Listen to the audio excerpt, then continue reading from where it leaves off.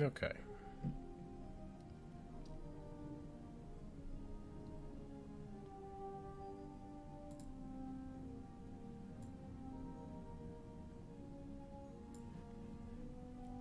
Okay, we're back. Welcome back, everybody. It is Wednesday. It is viewer suggestion day. If I can find my pen, we'll get started. Oh, it's the old one. That's the new one. Where's the clip? There's the clip. Okay.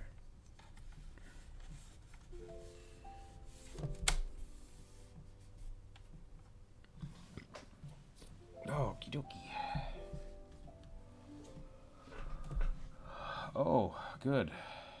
Well, that sucks.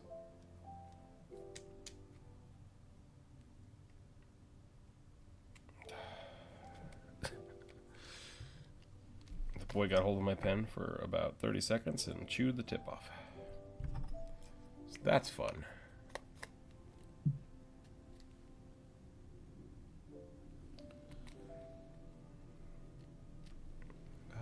Where are my tips? That's the question. Where are my tips? Is it this one? Maybe it is this one. No, this is the old tips. New tips are in the weird flat alien shaped thing. Let's see if we can find that.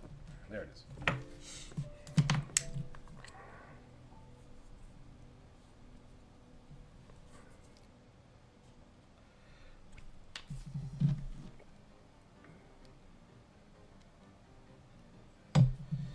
Oh boy.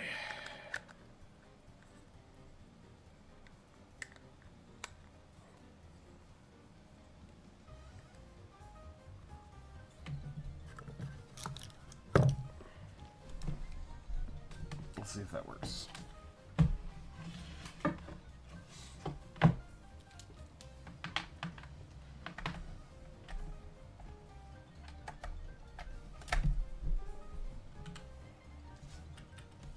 All right, we're good.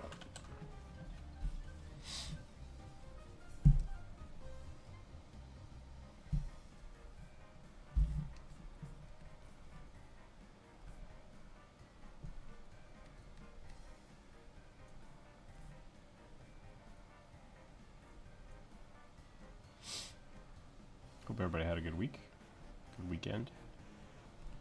Finally getting over my sickness from last week, which is good. My nose is still funny. It's still funny. That's the best way I can describe it.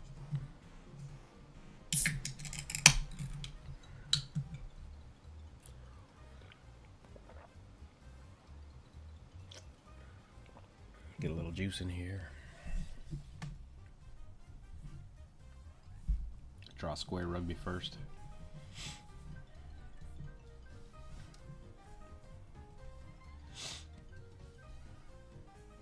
Chicken rugby.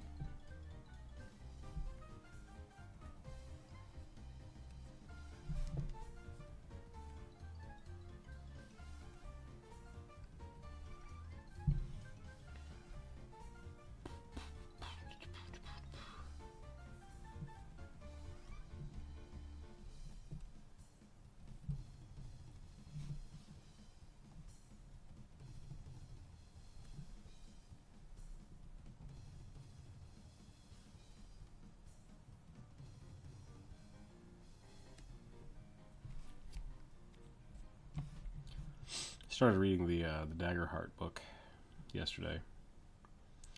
It seems fine. People keep asking me, like, what are your thoughts on it, with the intonation of, like, oh God, what do you think? I don't know, it seems fine. I really do think it's probably a fine system. I don't have any big beef with it, but I don't know if it's made for me, you know? Bionic, welcome in. I think it's designed very much for live plays. And beyond that, I think it might be a little too... I don't know the word to use here. Like, I think it's trying to do too much. I feel like it's a little scattered. But that doesn't mean it's going to be bad. It's just going to be really, messy.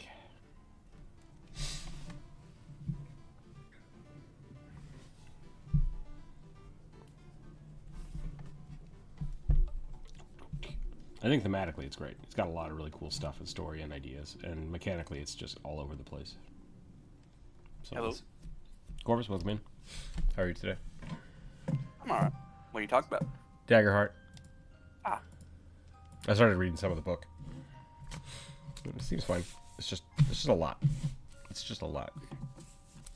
But it is kind of a brand new system for most people, so they've already released like 3 erratas for it, which worries me. And it's like,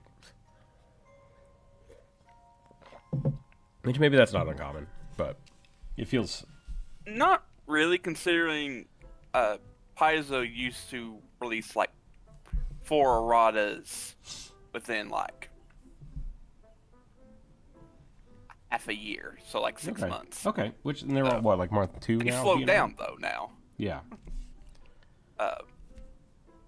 Okay. But also, I imagine some of it is where they have like a playtest material, and so maybe they're counting that as like erratas. I could be wrong. That could be. It could be the errata. I haven't looked at them specifically, but like I started reading the book, and it's like, oh, we're releasing another errata today. And it's just like, but you just released one, didn't you?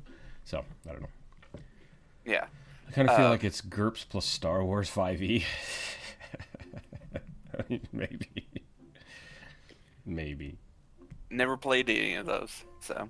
I watched a They've video. also put out playtest stuff now. They are, yeah. I just saw the playtest. Yeah. Which have a little 4 new classes. Yep. Which they're adding a witch, so they heard our video. Our video cries. They also added like a brawler, which can go either like a beefy brawler or more of a martial artist. They said that was something interesting. I heard them talking about it. The brawler is like they were replacing the fighter with the brawler. I'm like, what? Like, is it just a name change, or is it specifically something different? So they don't have like a fighter class, like named fighter. Yeah. So they have the Guardian. Guardian, maybe it was that. They are swapping out something for the brawler. And so whatever they called it before, it's now called the brawler. But a burner. No, yeah, I watched a video about some of the people talking about the dev side of it, and it really feels like they're just trying to add everything. Is what they basically, they're just like, oh yeah, we added this, we're adding this, we're adding this, and I'm like, all of those things just sound like flavor. Like, does that need to be a feat in the book? And maybe it does. Like maybe that's what they want, and I don't know. I'm really worried about it. I'm worried because I feel like it's going to go the way that 3.5 did, where it just gets so over, like, bulked with stuff that it becomes just unencumbered. Is not the right word. Yeah. Overencumbered. Yeah, I think what they're trying to do at the current moment is to add stuff to like be able where people could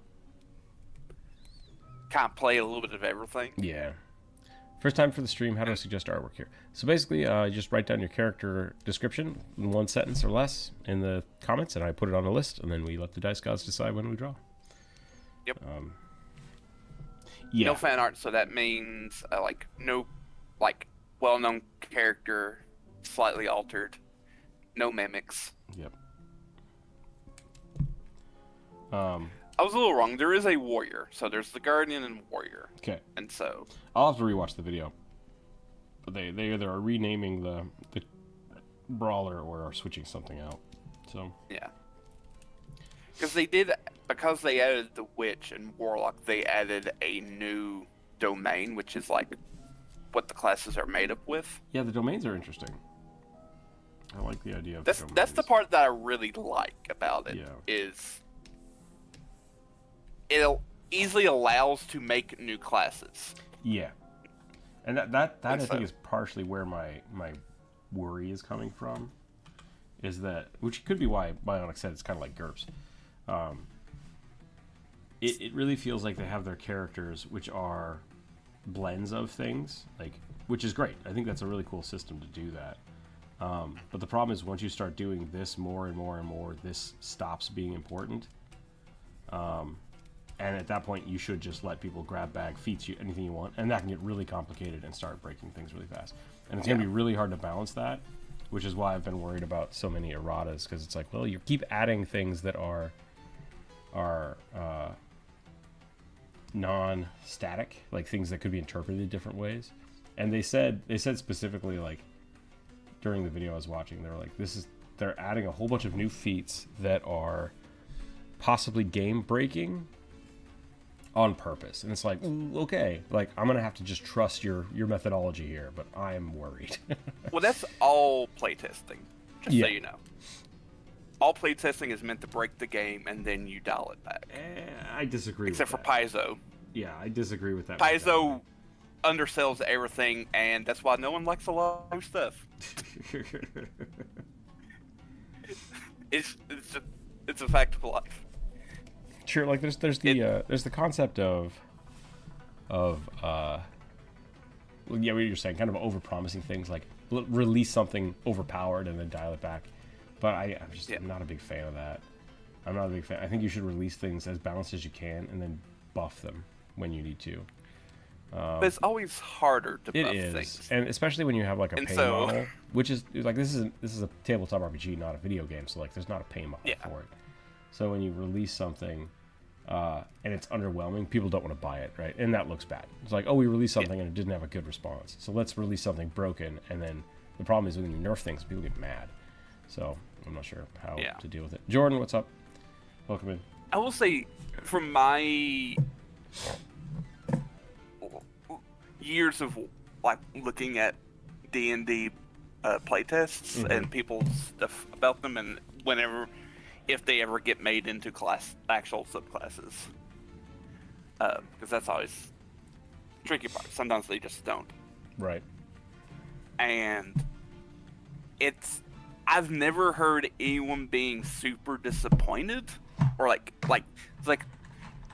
oh, it sucks that like they nerfed it a little bit, but like it doesn't like make it unfun. So sure, that's fair. Is Corvus your partner's name? Corvus is the one in the chat right now. With us. Corvus is partner in crime. Partner in crime. We could say not partner. I was gonna say co-DM, but that's not right. Co-pilot, sure. I'm trying to think of the term. If this was an actual podcast, what would you be? My co-host? Co-host. Yeah, co-host. I rolled a 7. Draconic space pirate examining the artifact he has found. Draconic space pirate. Okay, we can do that. Speaking of space pirates, Starfinder is coming out soon. Damn it, I need to finish that video. Well, like I said, you still got basically another full month. Yeah. I have half the art done. It's not fully colored. I need to finish that. Yep. White Dragon, I will put that on the list. Put that on the list for you.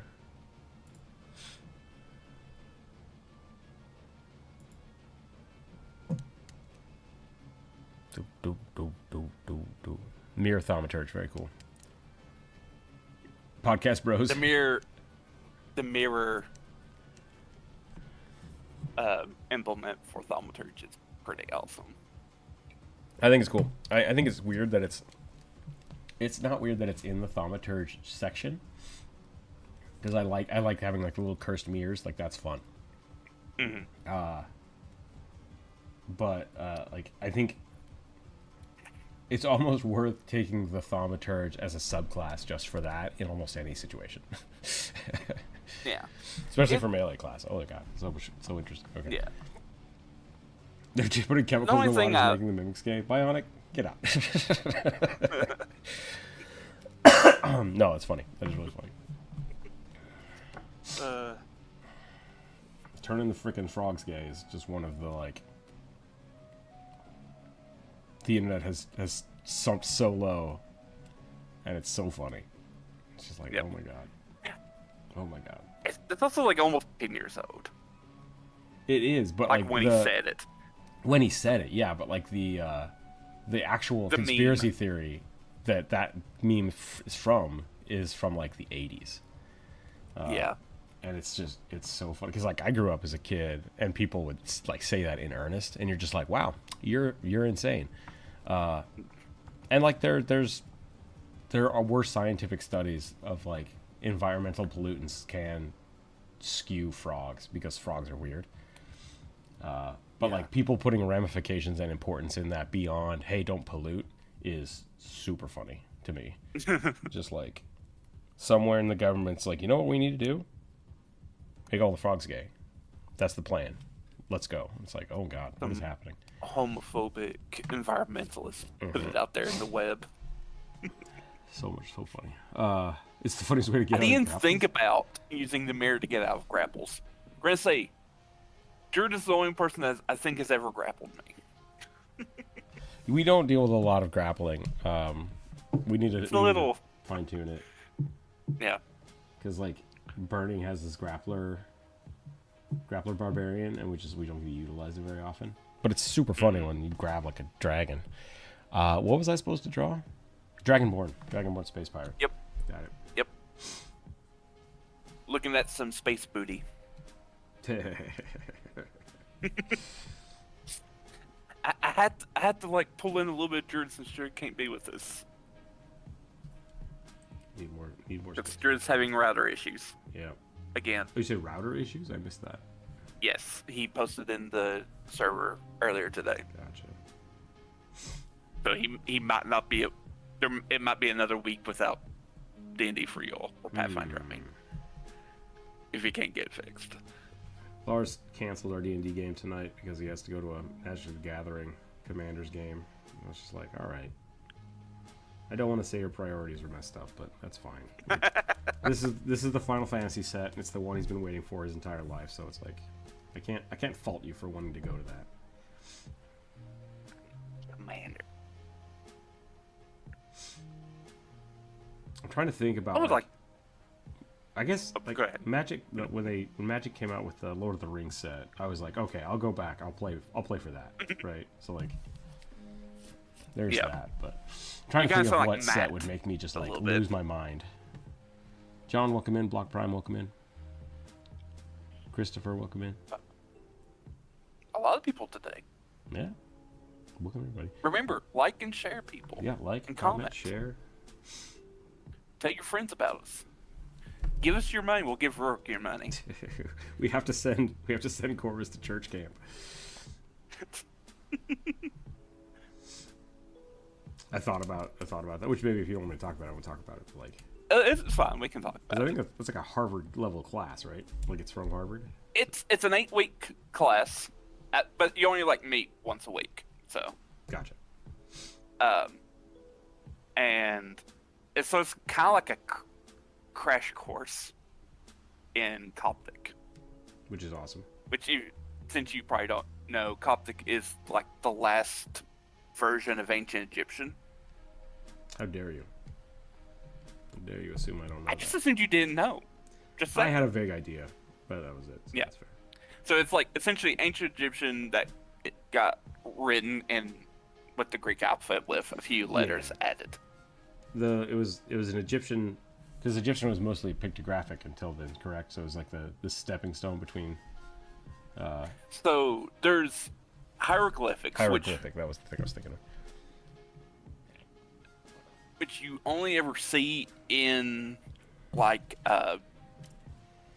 tombs and temples. Sure. So like it was a unique thing.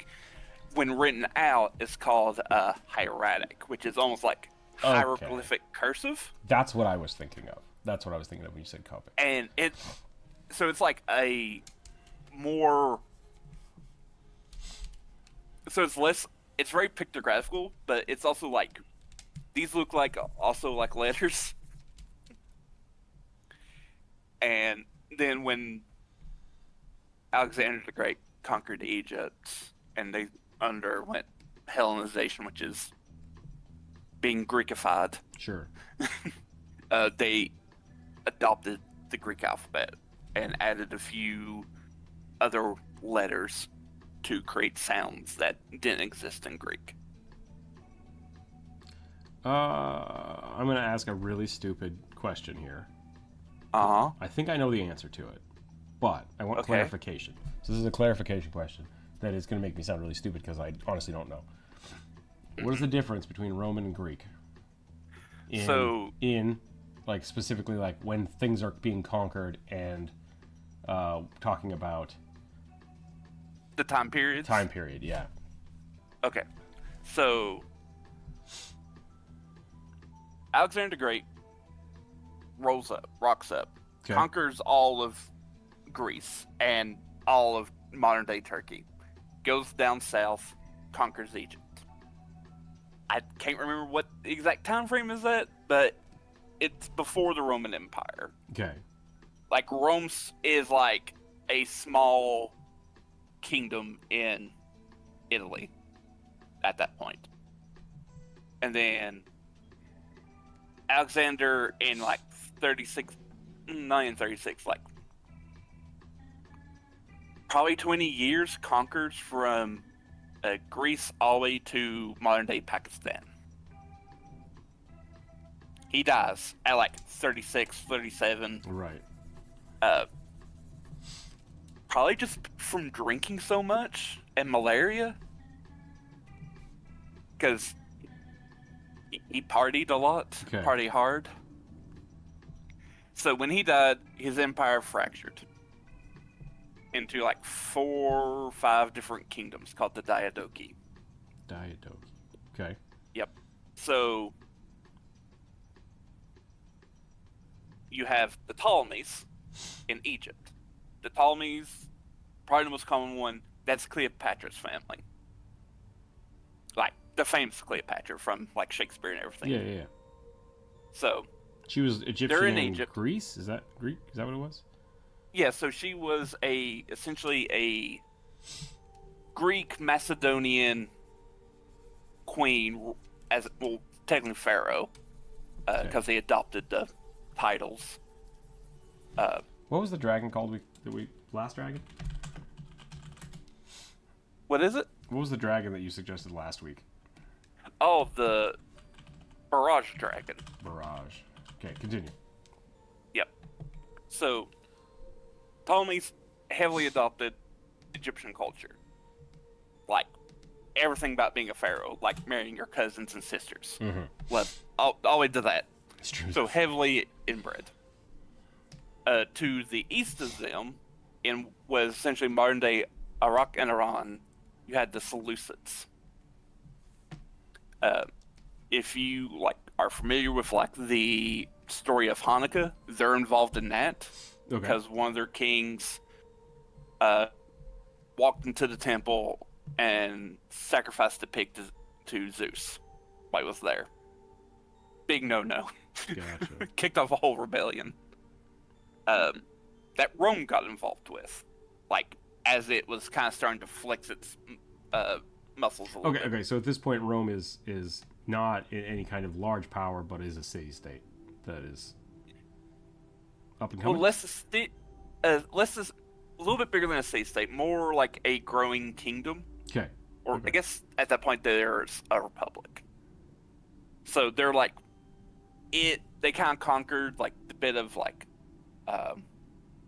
Do we have a Caesar and like coast. an emperor yet, or is it just it's still just a No emperor yet? No emperor yet? Like they would have the consuls, like when they would have like their elected dictator. Okay. Because that's where we get the term. And so like, they start basically getting involved with Mediterranean politics. Okay. And then, let's see. Then there was like 2 Alexander successor states in like Turkey and Greece who fought each other like constantly. Okay. And then like Rome came in and wiped them up. So what happened? So that's like. Gotcha. Oh, go ahead. Okay, nope, that was my question. Yeah, that answered the question Yep. I was gonna. So Rome comes in after they conquered was modern day the Croatian coast, sweep down and like take essentially Alexander's homeland, Okay. like where his family is from, and then continue conquering. And then Seleucids fall due to a group of nomads known as the Parni, who would later become the Parthians. Gotcha. So they take over then, and like the Romans kind of take the eastern Mediterranean coast of like what's modern day Syria, all the way down. Oh, but the Egypt. Parthians aren't Roman.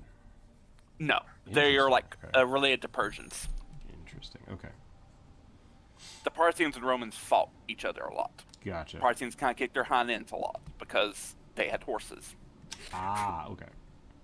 And they used a rather famous tactic called the Parthian shot, where they would like fake running away.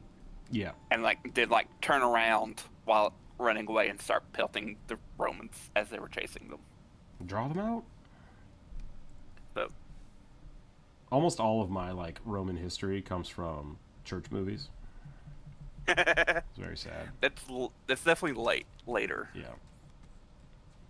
That's why I was so confused about like when does the Greek stuff start bleeding? And into the Roman where does the stuff? Greek end and Romans begin? Yeah.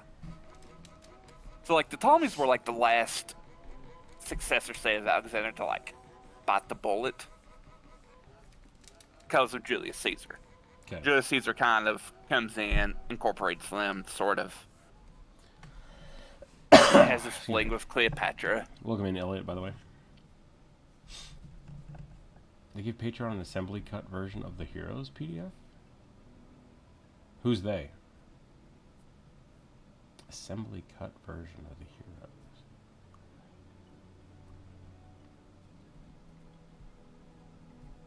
Oh, I will be posting some stuff for the Patrons a little later today, so if you're not a Patreon member or a YouTube member, look out for that.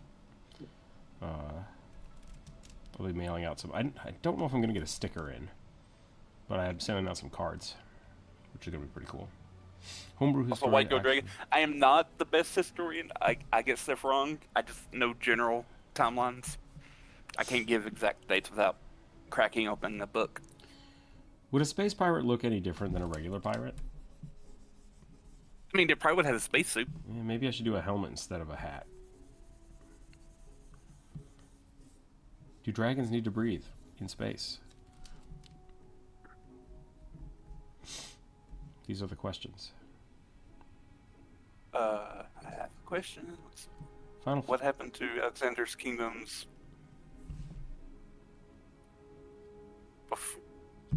After his death, The hooks. lots of infighting. So,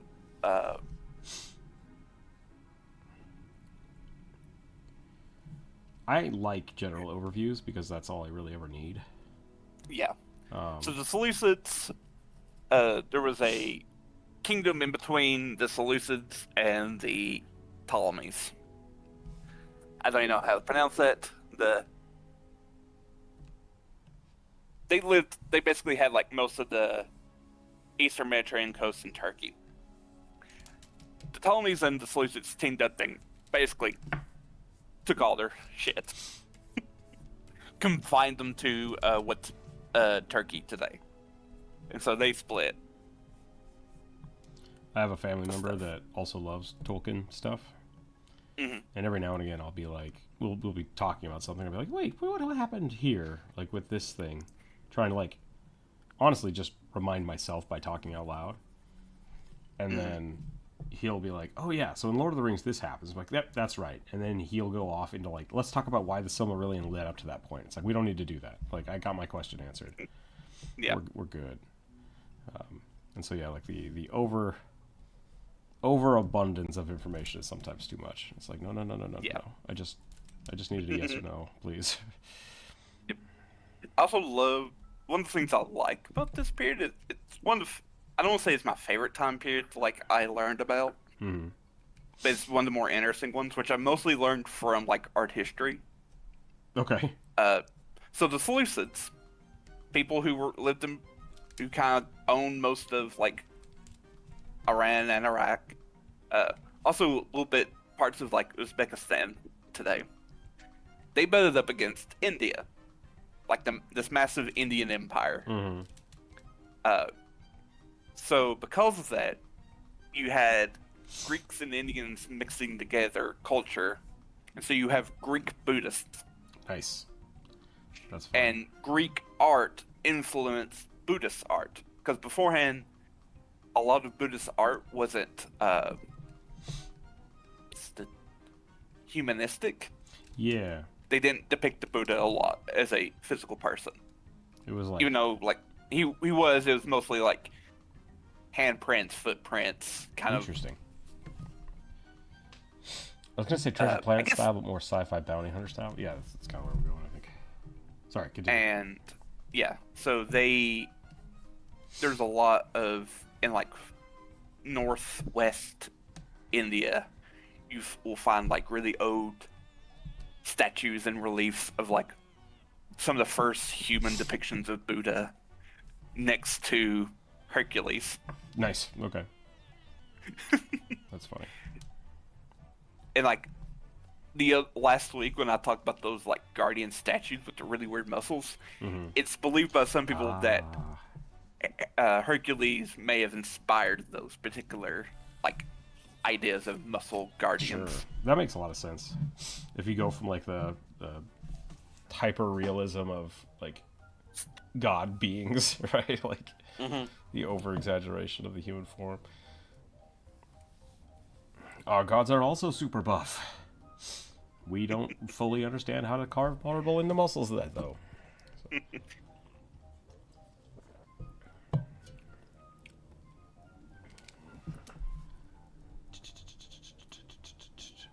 Going back to, Copic. We want... Coptic, yep. Sorry. Copic is a marker. Yeah, I think that stuff's kind of cool. Unfortunate thing is, like, it does cost money. And so it's like... I mean, it basically... I don't know if you would get credit for it, but, like, that is... The price is for, like, what most schools would have for a 3-credit class. Yeah, like a summer course or something. Yeah. I mean, $175? Are you kidding me? Like, that's cheap. That is cheap. Oh, yeah. So, what I would do is I would write it down as a business model. Be like, hey, I'm going to take this class, and then I'm going to make a series of YouTube videos doing brief overviews of Coptic. And I'm going to translate this thing that I have as the video. And then we send that to people and see if we can get money. So, they have their own pope? What are you talking about? Yeah, the Coptic Church has their own pope. I didn't know that. I didn't know there was a Coptic church. Yeah, it's in largely Egypt. Nice. How would space pirates smoke pipes in space? This is actually something I accidentally invented vaping years ago. Oh God. So we had talked about that because basically my entire undergraduate degree is like theoretical design. So like how do you properly design something and how do you think about designing a world? And something that we kept running into is like, why do all these old shows have people smoking in space? If you're in space, you probably have a higher oxygen environment because that's what we did to send people to space. And if you try to light a cigarette there, it will kill everybody. And so it's like, so you can't do that. But it was so culturally normed in the United States at the time that everybody smoked, that why wouldn't we take smoking to space? Because we don't know it's bad for you and we didn't care. And like, it was just such a cultural thing. You would need that. And so my team and I, when we were designing stuff, were like, well, if we want to do that, because we're making a diesel punk world, it's like we have to be grungy and smoky, and we want people like smoke cigars, but they'd have to be something that wasn't actually a flame, i.e. you would make like a self-contained something that would just burn the vapor, and we accidentally made vapes. That's funny. But really what that means is like that's science fiction chasing reality, right? Like reality is always pushing forward, and science fiction kind of sees the patterns and pushes forward. So yeah, super funny that's actually what happened like 10 years later. It's like, oh, that's people. Yeah, people, we don't need flames anymore. We just smoke the juice. And that's like, yeah, bummer. So I don't condone it. Vaping is gross. Please don't vape around me. If you are, but do whatever you want in your own house, you know. And So I thought that was really funny. It's the same thing of like, once you start thinking about things from a different perspective, you kind of bounce into that kind of stuff all the time. You accidentally reinvent the wheel quite often. As another like early project, I was like, how could we reinvent the light bulb? And like we accidentally made fluorescent light bulbs. It's like, yeah, those exist. They're fluorescent light bulbs. It's like, ah, shit, right? A lot of the times when you sit down and try to rethink something or reinvent something, you're gonna bump into the solutions, right? Like the common sense solutions are pretty easy to accidentally come up with. So yeah, that's fun. It's the fun stuff about being like theoretical engineering and sci-fi and that kind of stuff is totally okay, right? Like there's nothing wrong with that. And it means you're thinking. Which is good. So how does a pirate smoke in space? Vape pipe. Maybe they just have the smoke like pumped right into their EV suit.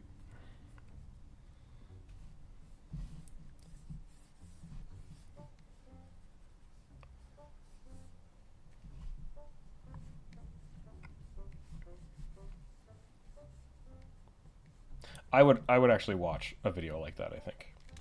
What we were talking about earlier, like someone breaking down Coptic would be really cool to watch. Oh. And I think that kind of stuff is fun. The other thing this is something we had just talked about the other day that isn't necessarily like me saying to you, but just in general. And this is for everybody in the chat. If you ever think about making a YouTube video, like there's a lot of... I think there's a thought of like, if you put something on YouTube, it's because you're an expert and you're trying to show people stuff.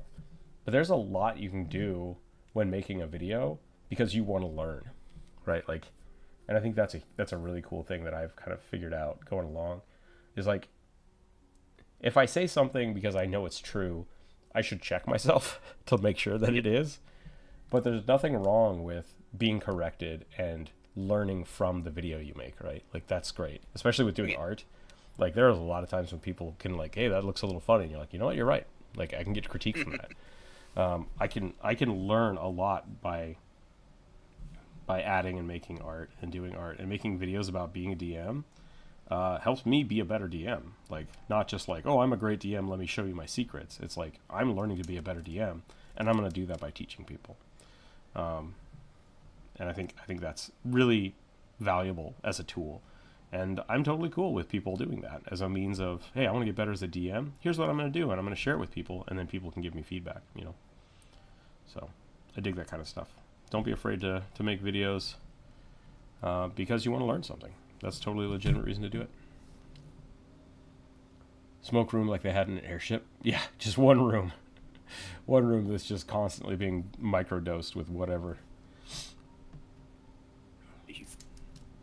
As someone who has parents and has a grandparent who smokes a lot, oh, yeah. No, you don't want that. it will stain and get everywhere. That's actually really interesting. Like you are a dying breed right now, of like. That sounded very morbid. I mean, you're not wrong. The amount of families that smoke is diminishing, which is great, I think. But like, yeah, like when I was a little kid, it would be really, really weird, like going into renting an apartment. I remember my first like apartment I was trying to get. You'd go into some places and you could see where pictures were hung because there was so much smoke damage on the walls. Yeah. And like everything just smelled like smoke, and it was awful. It permeates. Yeah. The everything. Yep. It's gross. Mm-hmm. People that don't think secondhand smoke is a thing, which was 100% a thing for a very long time.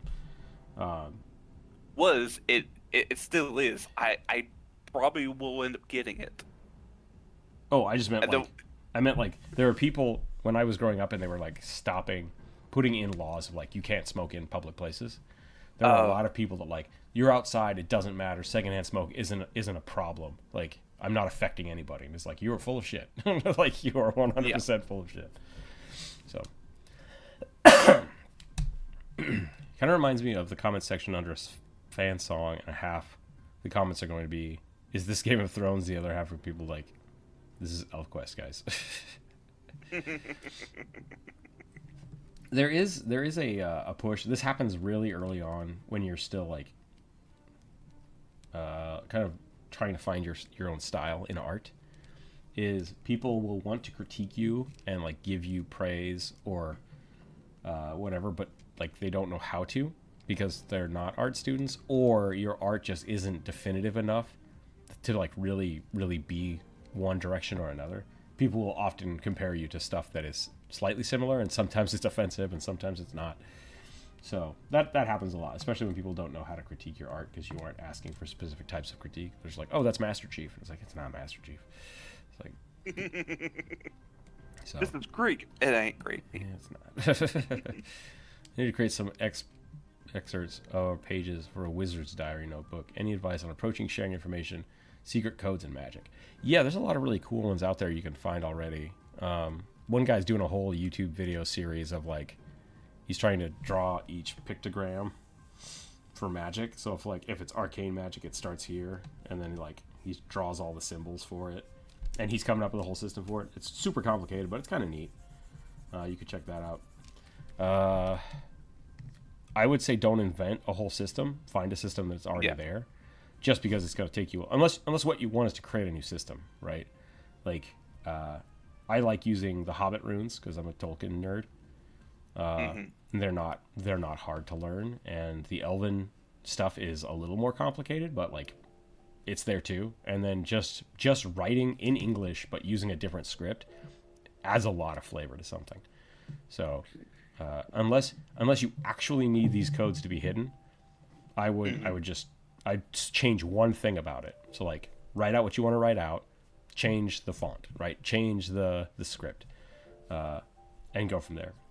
Guinea does that kind of stuff for small scales like tabletops. Yeah, it should be pretty easy. Yeah. Another thing is, if you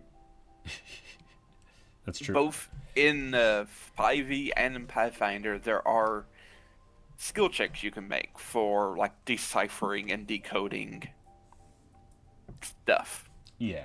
And so you could have like someone found like a few pages, and no self-respecting wizard will leave their stuff out in the open. It could be stolen by other wizards. So you could easily have it like, if you have a wizard or someone who's knowledgeable, is like, this is earthly magic. I need to crack this code before I can get this spell or whatever is written here. And you don't have to like, you could have it do like scaling things where like if it's multiple pages, you could have them like only work in sections at a time.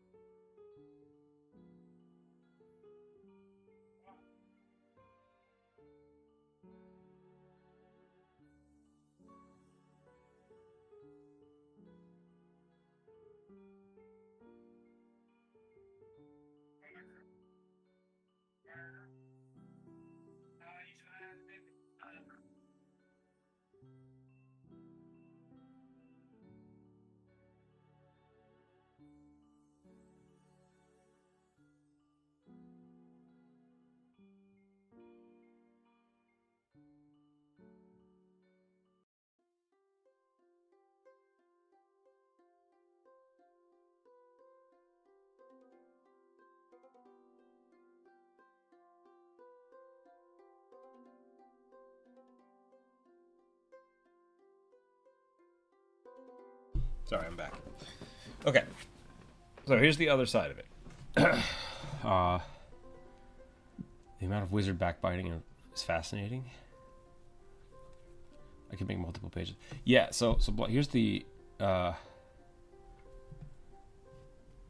thing about coding a wizard book is, are you doing it as a puzzle or are you doing it for flavor?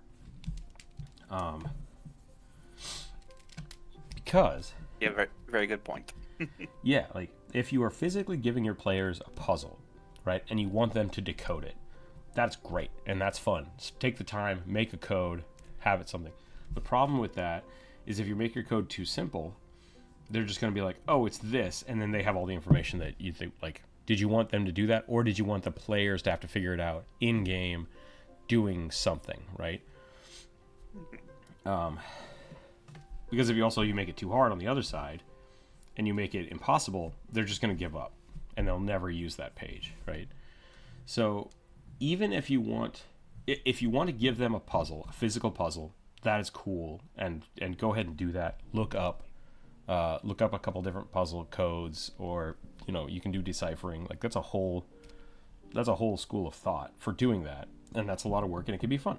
But I think a better way to do that is to give your players a physical page that has the things set in it that you want to give them. And then when they figure it out in game through skill checks, or maybe you put the individual like code words in here, and once they find all the code words in game, you give them the translated page. Right, so it's not something that they physically have to decode, but there is a puzzle here that you will give them the deciphered code afterwards. Yeah. And so then at that point, here, like I said, you can just write down whatever you want. You can make it gibberish. You can make it look like mathematics. Make it visually look good the way you want, and make it make no sense, so that you can give them the information the way you want to. Yeah. That's what I would do. And then I would write it in English. I would just write it out. Here's the boring looking one. Doesn't look as cool as this one, but it has the correct information. Yeah. Also, if like you have a player who can possibly have access to comprehend languages, maybe like if they look at it, have it still be jumbled. Like not like they can now read it, but it's just jumbled up words. Yeah. To make it clear that you have to do more than just be able to read the language. Because I've heard too many stories of people like, I cast comprehend languages, or I have eyes of the runekeeper, so I can read everything. It's like, that's a good thing about, like, spell books are supposed to be made so that like you were saying when I left, that no one else can read their stuff, right? Did I re-roll? I don't think I did. I'm gonna roll. I don't think you did. Buff rat. That's all it says. Buff rat. Swole rat. Swole rat, yep. And so sorry, what did you say? You said when I left, you were saying, to hide their books, right? So like alchemical notes and regular spell wizard books, and even like Thieves' Cant, I think is a good example of it. Just because you can read something doesn't mean you can understand it, right? And that's why I think it'd be interesting that if someone does use comprehend language, it's a poem, right? It's like, the fuck does this mean? It's like, what is this poem for? That's awesome, of course. I'm gonna use that. Phillips, welcome in. So you use comprehend language, you read the spell, but you don't know how to use the spell yet. And that's what you have to decipher, right? So like the language itself doesn't necessarily matter.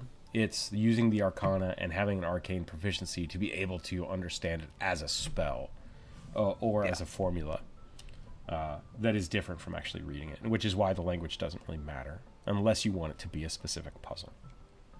Yeah. So that's my 2 cents on it. I very much, like I said, like using runes. I like using mathematical equations. Hell, get a graphing calculator. Like go online with a graphing calculator and be like, cool pictures with graphing calculators, flower, and then get that math equation, and go from there. That kind of stuff's super fun. We're drawing a buff All the rabbit. things that I hate. All the things you like, puzzles you don't like. Not puzzles. No, just math. I can't handle math. It's witchcraft. It is a little bit like that's kind of the point. There was I was watching Caleb Hammer, which I probably shouldn't be doing. But someone was just like, I can't do math. And he's like, this is basic level dumb math. Like, this is just adding. It's just adding. And is this number bigger than this number? Yes or no? And it's like, that's fair. Like, there's I hate math, and then there's I refuse to do math. And those are two different things, and both of them are okay. You just gotta... Yeah. As much as I would love to, like, try a game of Pathfinder 1E, I know I would be complaining every single time I had to add something up. That's just me. Yeah, I mean, like, it's not even... I know it's not hard math. No, I was going to say, like, the thing about... It's Mathfinder. People say Mathfinder. And it's not really that, like, the math is hard. There's just a lot of numbers is really the problem. Because it's like, you have to keep track of all your things. So really, you're adding up 5 or 6 things every time. Which, in most situations, it's just going to be like, I normally attack with a 12, but because of this and this, I now attack with a 14. Right? But it's just like, it's having to keep track of those numbers that is very daunting to people. So, there's a lot of ways to make it a lot simpler. Yeah. Especially, like, in 1E, where there wasn't a easily accessible, like, online version of it. Yeah, it's all on the character sheet. Yep. So, it's ugh. I remember at one point in time, between Jump Rope and Kevin the Necromancer and Lars, they had 2 spells worth of, like, stat drain, and then an aura, and then a sundered. Like, they had sundered this guy. So this guy had, like, a negative 14 to his armor class or something. And it was just like... Correction. I guarantee I can name who sundered this person. Jump Rope. Yeah. Oh, 100%. Yeah. Yeah, it was really funny. Because I was having to deal with an aura effect, a morale effect, equipment damage, negative levels. Negative levels are a bitch. Levels, and then stat damage. So all of those things were giving him negatives. And I was like, you've basically just, like, aura this guy to death. Like, he's just on the ground withering away. Like, there's nothing he can do. And they just, like, Office Space this guy. Like, just kicked the shit out of the printer. It was pretty terrible. Funny. But I mean, like, that was great. Kind of like what we did to your Mentor skeleton. A little bit, yeah. Yep. It's very similar. Very similar. Just grab it, tackle it, just punch it till it dies. Yep. Do math homework, don't want to do math hobby. Play low thought barbarian. Yeah, 100%. That's legit. I never had math homework as a kid because I would just do it in class before I left. And it would always piss off my math teachers. Because I would just, like, while they were teaching the class, I would just do the homework. And then I didn't have to have homework. Why aren't you paying attention? I'm done with the assignment. Oh, Mr. Genius over here. Math has just always been easy for me, so I'm not worried about it. Really, really what it is, and many things in my life I've done out of spite. I will just put that out there. My sister was really bad at math. My sister was really bad at math.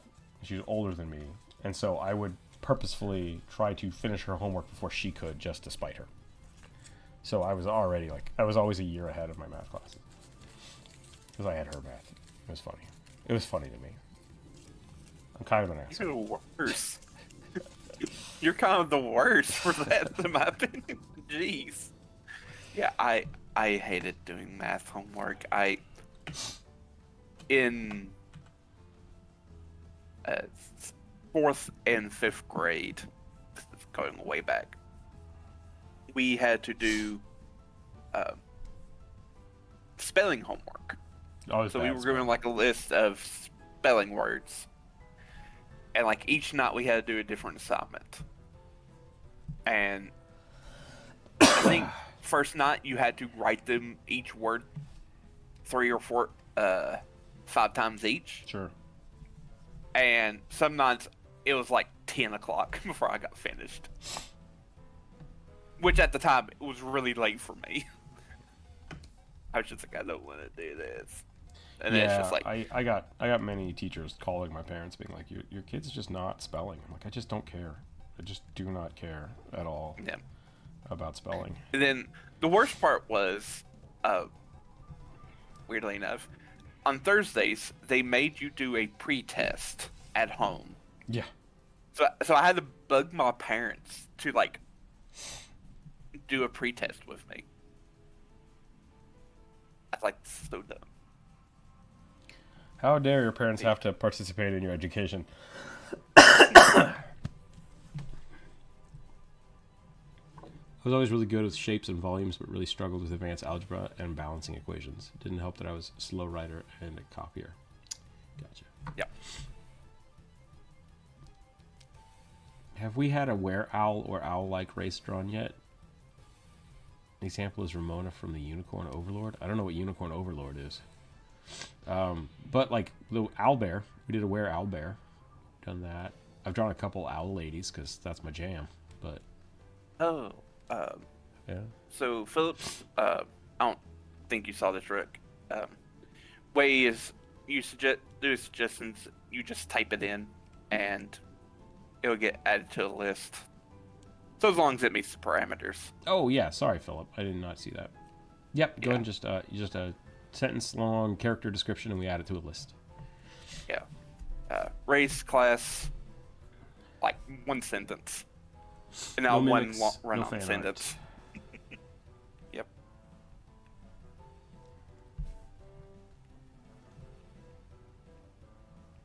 Uh-oh, I think the boy's awake.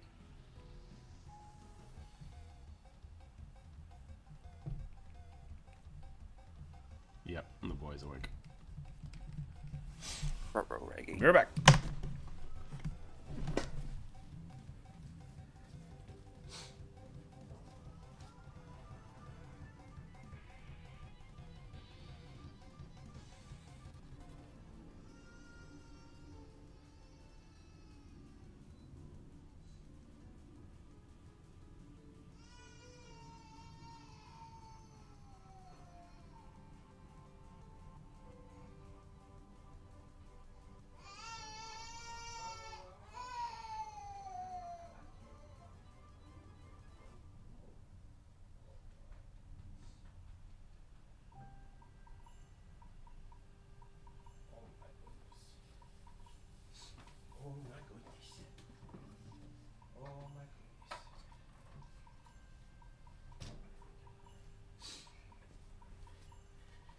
He was screaming, and he came toddling around the corner, and I was in the kitchen, and I scared him, just like because he didn't know I was there.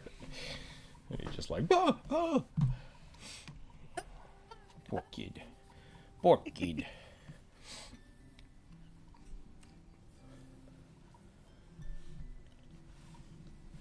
Just let me know I got it wrong. I'll rewrite it again. I'll think about it. Did you? I mean, were you trying to suggest a were-owl? Is that what you want to put on the list? Because we can do that. Yeah, wire will be fine if that's what you wanted to suggest.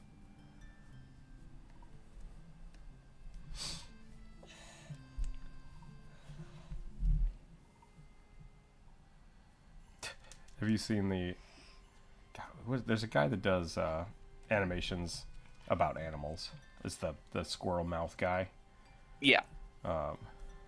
There's one where he's like rats' eyes bulge when they're happy or excited. Yeah. Oh, I think these they call it paws are boggling. terrible. Oh, why'd you take your clothes off? That's all I can think about when I think about rat people now. Natural habitats, yeah. Exactly, yeah. The red panda getting spooked is. Ah, that's what just happened. Yep. Like, ah, ah, ah. Rah! Yeah, you like the red panda? You see it? You roar? Good enough. Arr. Rah, rah, rah, rah.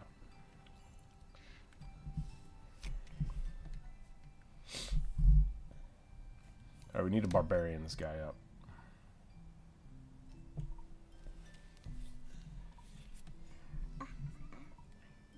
Has a big old tattoo that says "Mom."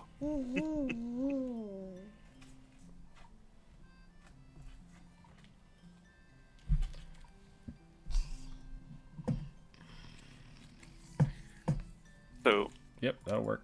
Philip, put that on the list. No, hey, you broke this pen last time you played with it. You do not get to touch this. Freaking chewed off the nib. Hey, come on.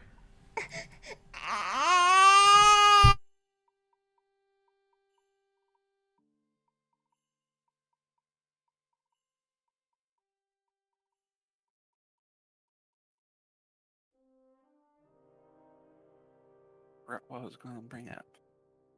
Oh, so I've mentioned that I started watching some like Warhammer videos, specifically like about the fantasy game, stuff Yeah. like that. And the particular people I've been watching, I didn't fully realize that he worked for Games Workshop, sort of. He Okay. worked on the Warhammer RPG side of it, and like he has also done art for Warhammer, specifically like a lot of the maps, like. So if I'm going to watch anything about Warhammer, it probably should be coming from this dude. Yeah, the only problem with Like, that is knows there's been a everything. lot of people that have done that. So- Yeah. Well, he's been there. He worked for Games Workshop like since the 90s. Nope. And only like probably 5 years ago, 4 years ago, he stopped Okay, that's cool. in different capacities. So Sure. not doing the exact same thing. Yeah, that sounds like a good resource to get information from. Yeah.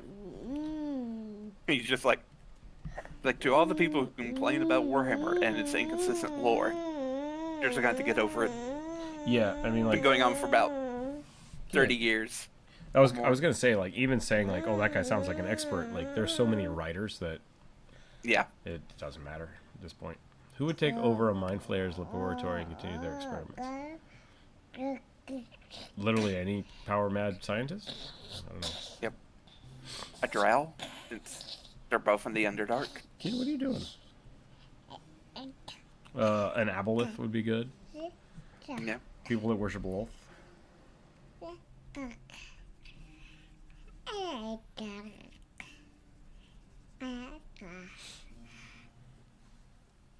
You cannot touch that.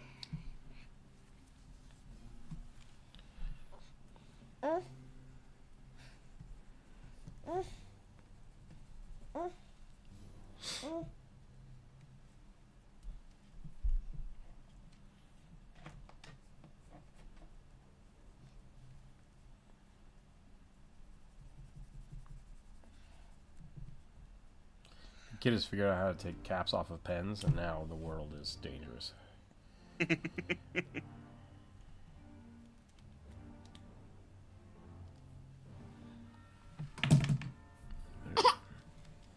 Yeah, there's nothing I can give you because you just want to take the cap off of everything, kid. I can give you a stick.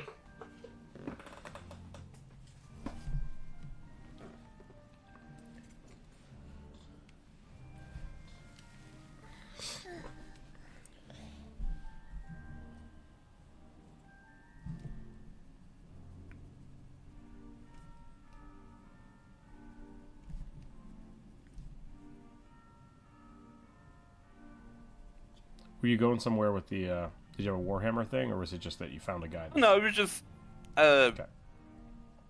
interesting thing I found out. He also apparently did some of the maps for Critical Role, Oh, cool. like the big world maps and everything. That's pretty It's neat. kind of like his little passion thing. His maps. I've been thinking about that. I've been thinking about drawing some more, dungeon maps. Those are fun. I like doing that. Nice little vibe you can get going on if you get a knife. Good, just like the paper and pen. I love that. I love that look. Trying to prepare for my Stargate adventure final encounter. Nice.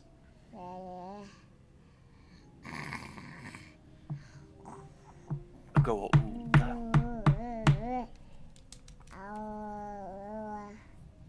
Also, I've been on like watching armor videos lately. Arma videos? Armor, Oh, okay. like knight's armor.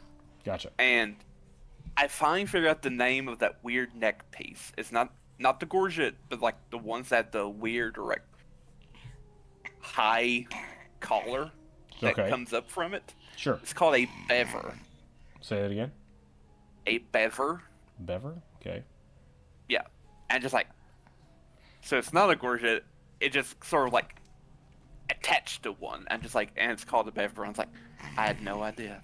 And the bever, I assume, is to block lances? Yeah, so certain helmets wouldn't have like a bottom half. So they'd be almost like you would wear them like a hat. So you just pop them on your head. And a bever would kind of come up and connect to the front half. Nice. Okay. You went down? You went down, or are you going to get mad at me? Yeah.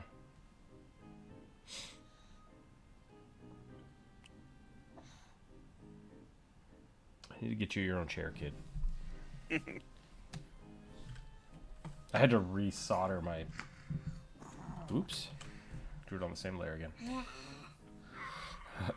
I'm a weird guy. I'll just put that out there as a preface. I have a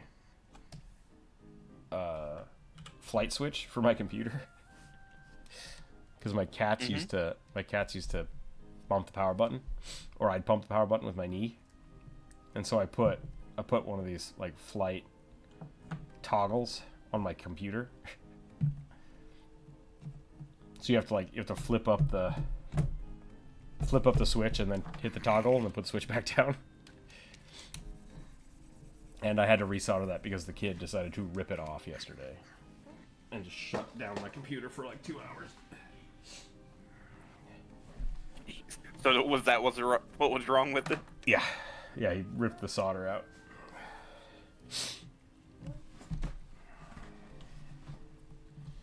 Okay, rolling dice. Oh god. Just to give you like an idea of what I was talking about. Gotcha. Yeah, that's super cool. I dig that. Yeah, I always thought that was just called a gorget, just like a weird version of one, but no, it has a specific name called a bever. I like it. Big, burly black werebear in bear form. The bears. Brawler barbarian. I wonder who suggested that.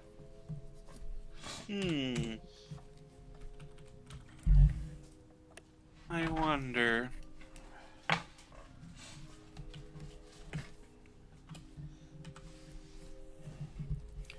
I feel like I'm just going to be drawing big buff dudes all day with different animal heads on top.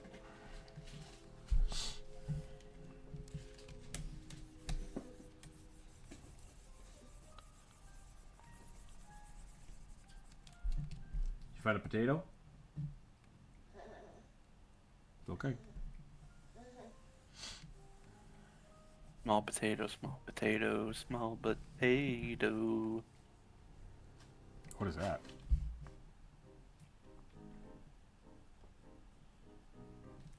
Did you just make that up, or is that a thing? I don't. I saw it from like a video. It would always be like voiced over of like some things. I'm an Idaho kid, and I have no idea what that's from. Like Yardigans, maybe? Is that a store? No, it's a TV show. Young, welcome in.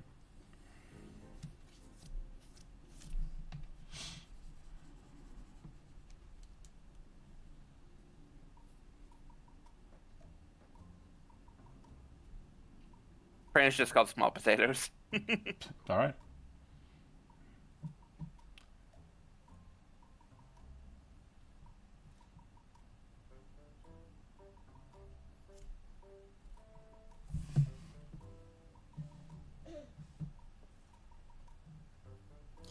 I'm Young, we have a no fan art rule, so if you can convert that into a D&D character, let me know.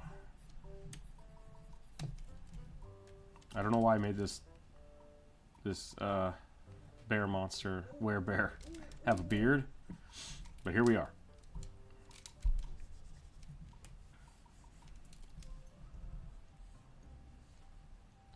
We're gonna make this dude way too bulky.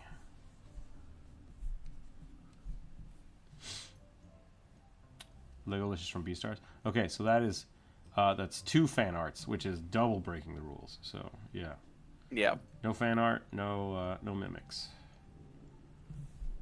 So please restate.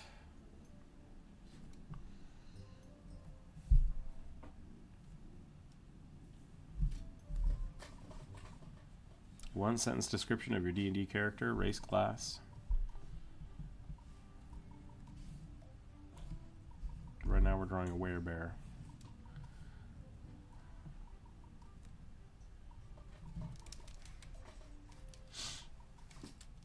I should have just drawn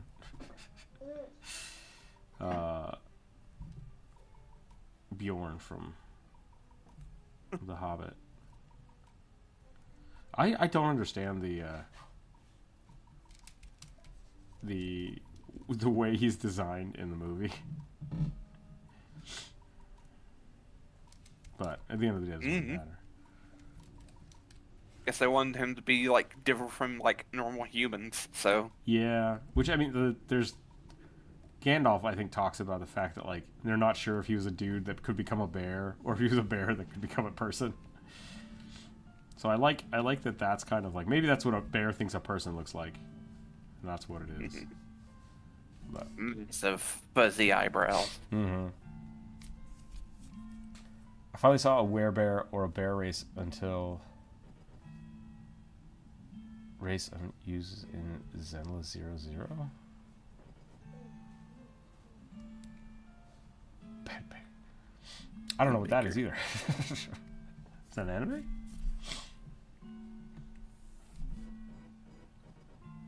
What have I done wrong? This doesn't look like a bear. What did I do? What did I do to this bear?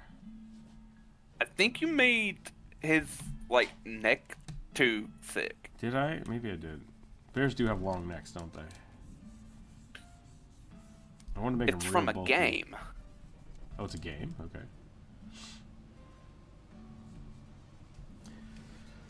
Look up the polar bear. Black bear. There's a black bear.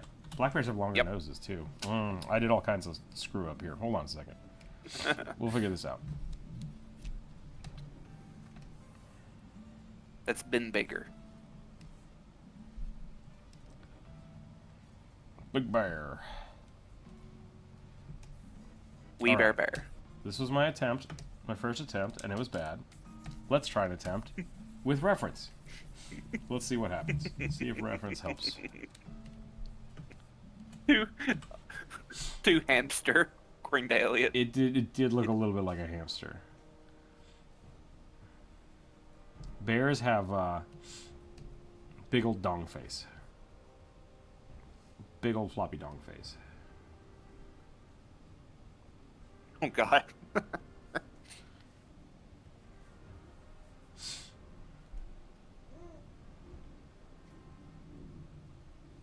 Like, you think I'm joking, but like, boom, there it is. Bear. That looks like a bear. Just looks like he just...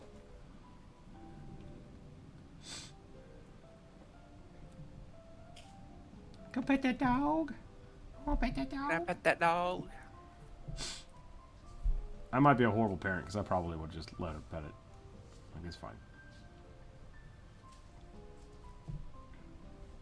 I mean, if I was gonna let a kid pet any bear, I probably would let.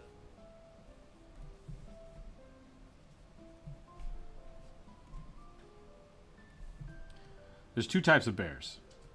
The bears that are like, hey, I'm going to steal your sandwich and then run away. And the bears that are like, hey, I'm going to eat your face. Generally, you know which one that kind of bear that is before it gets within 5 feet of you. Mind you, once you know that, you're in trouble. But, like, it's pretty easy to tell. Go on, get the fuck out of here. And if the bear doesn't run away, you might be in trouble. You might be in trouble. Generally don't pet things in the wilderness. Just in general.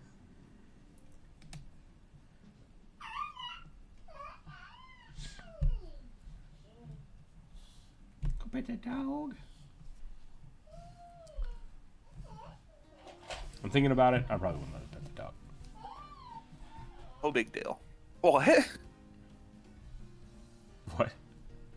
What did you say? I couldn't understand the word you just said. I said thinking about it now, I probably wouldn't let them pet the dog. Ah. I changed my mind. Yeah, now think about it. It was kind of smelling around, so. I forget that tiny people can be mistaken for hot dogs.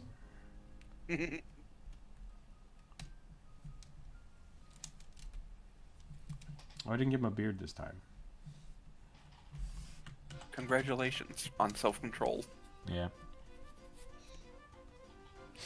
The forbidden pets, yeah.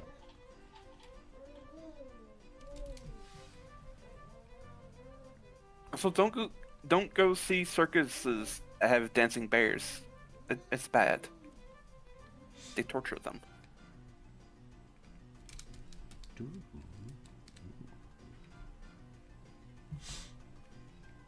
That is the sad thing about circuses, isn't it? Yeah. It's like nobody wins at the circus except the ringmaster. Yeah.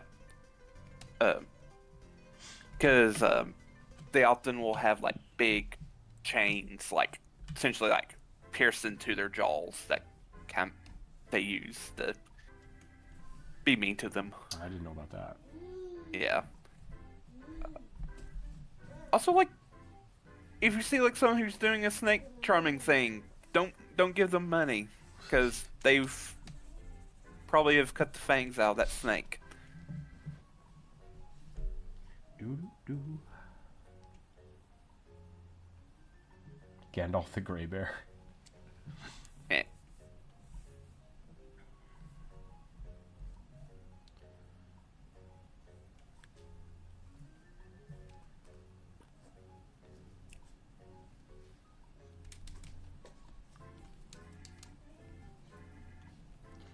You're bumming out the chat.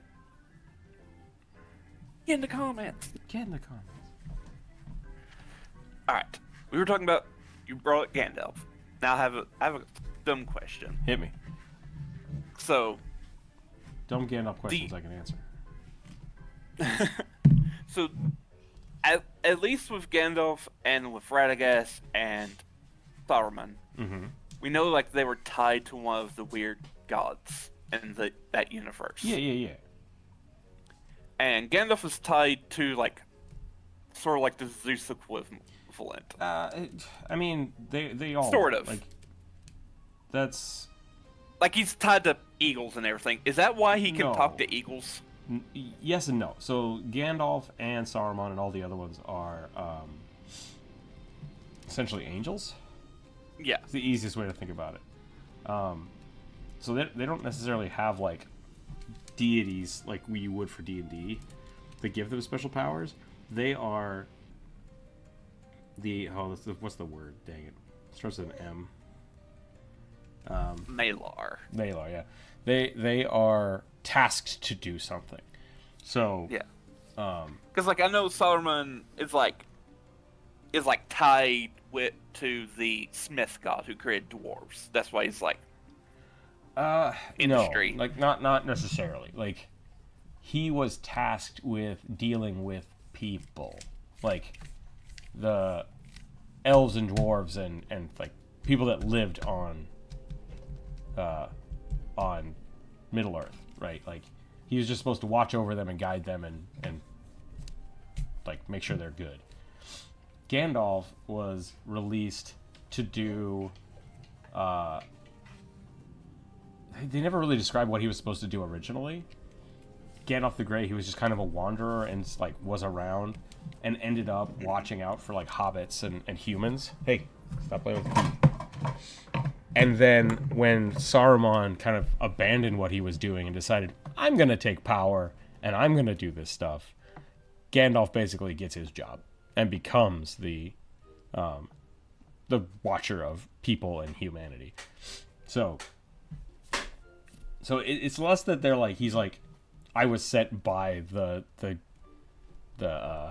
dwarven god, and he was just kind of, he was generally responsible for dwarves and humans and elves, if that makes more sense. Like,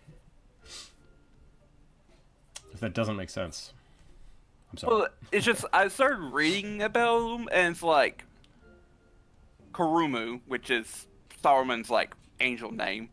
It just says like sent by Aule, Alatar sent by so and so, so on and so forth. Iluvatar? So that's let's see, Alatar was sent. That may be one of the blue wizards. Could be. Was sent by Oromi. Okay. Interesting. And, like, okay. Is this from the Silmarillion, or where's this coming from? Let's see. Where's the references? Yeah. Citations. Hang on. I mean, because I could be wrong, but I did not believe they were sent by specific people, because all the so there's the one god, right? Like, there's the god that made all the gods, which is the, like, when you're talking about the Zeus god. He makes light, makes music, makes elves, and just kind of like kicks that out into the universe. And he's like, hey, okay, you guys make a world and have fun. And they're like, yay, singing, dancing. And then Malcor's over here like, fuck you guys. And he starts making bad shit. So all of the Gandalf people, I don't know if they were made by this deity or by these smaller deities, but they just kind of existed to work for these guys. And then Malcor corrupted some of them and made like the shoot, my brain doesn't work today. Balrogs. Right, so like Gandalf and a Balrog are the same thing. The Balrogs are just wicked looking, and Gandalf looks like a dude.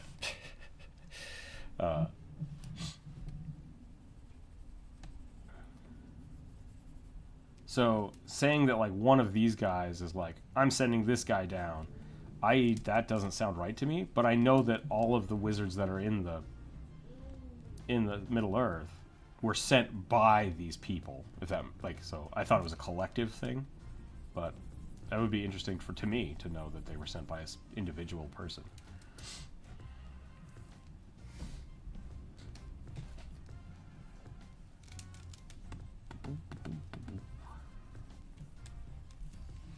But yeah, Saruman was supposed to be guiding elves and dwarves just in general, like giving them guidance and aid however they needed it.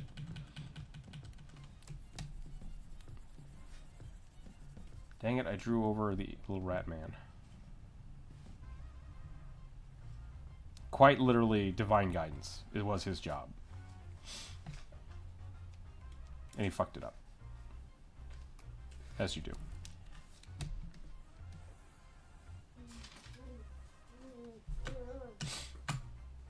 Did we lose cores?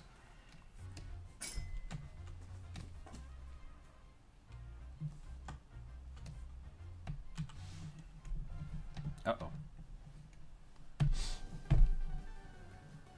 Kid, what are you doing?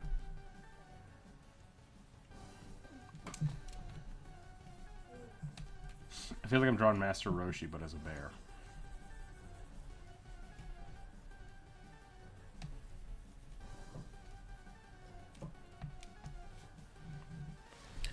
Did my internet just explode? Hey, when I go looking for a doctor's office and I can only find their supplemental lifestyles book information? That's a little weird.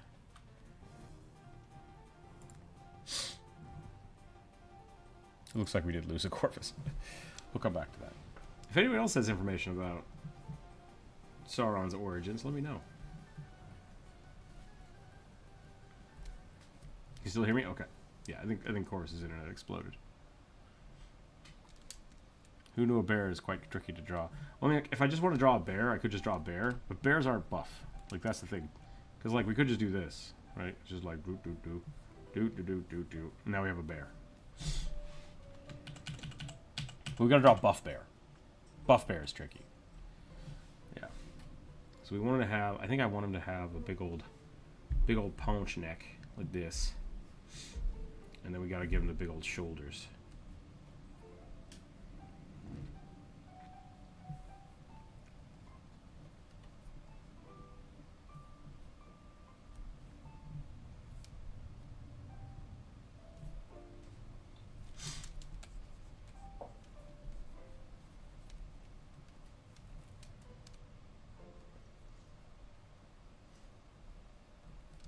If Corvus is right, and one god Hello? said, "Yep, welcome back."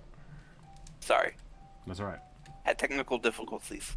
I've been thinking about what you've been saying, and I'm interested to know what you come up with, because if one deity did send Saruman down, I'd be very interested to know who actually sent Gandalf, because I would bet it would be Iluvatar.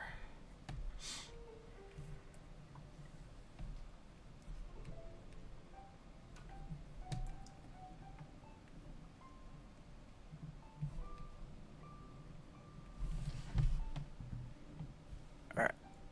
Could barely draw them. Yeah. Wizards. Okay.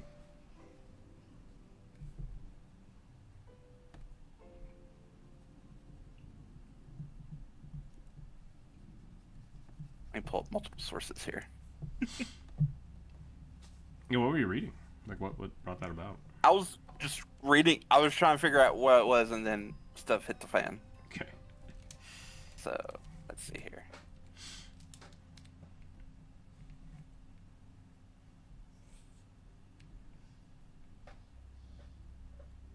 Hey! Don't stick anything in the computer. Knock it off.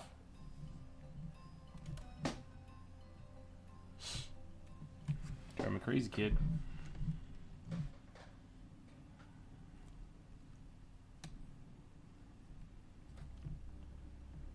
Alright, so does this say where they're getting it from? Sources. Damn it.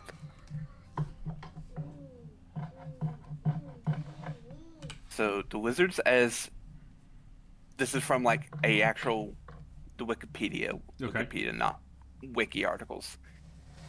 Servants of the Valar, the Ishtari, which are the wizards. Okay, there we go. Each one served a Vala in some way. Saruman was the servant and helper of Aule, the smith god. Okay.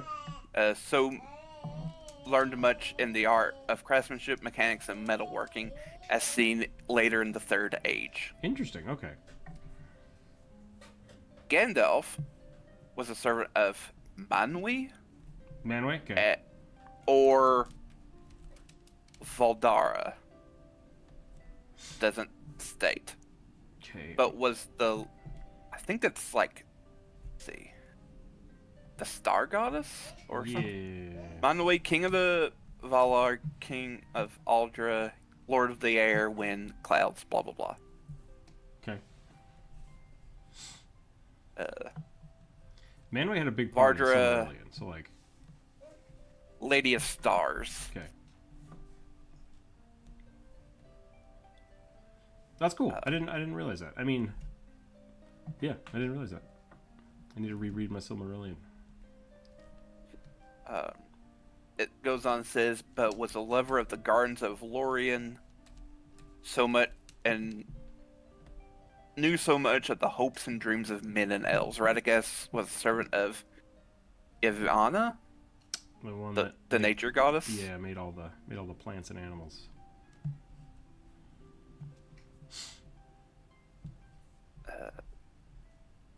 This comes from Tolkien in 1988. Okay. Just called the Ishtari. Yeah. So this may just be like his notes that people published or something.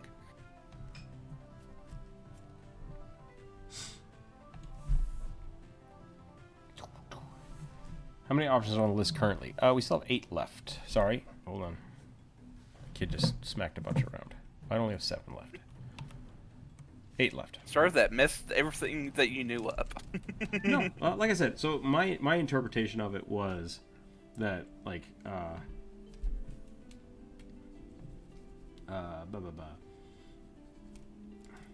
the big boy god at the top of the top, basically keeps making, makes all of the people, and he's like, make shit, and then he just goes away. He just leaves, and they're like, okay, and they make stuff. And then he like pops up, and he's like, hey, you guys did something bad over here, and they're like, what? And he's like, but it's totally part of my plan, so nobody panic. Okay, bye. And he leaves again. And so everyone is just like trying to appease him and do stuff, except for Malcor, who's like, I'm just gonna fuck shit up. And then he shows back up, and Malcor's like, haha, I fucked up your plan. And he's like, bitch, I made you. You're doing exactly what I want. And then he leaves again, and Malcor's like, no. He's super pissed off.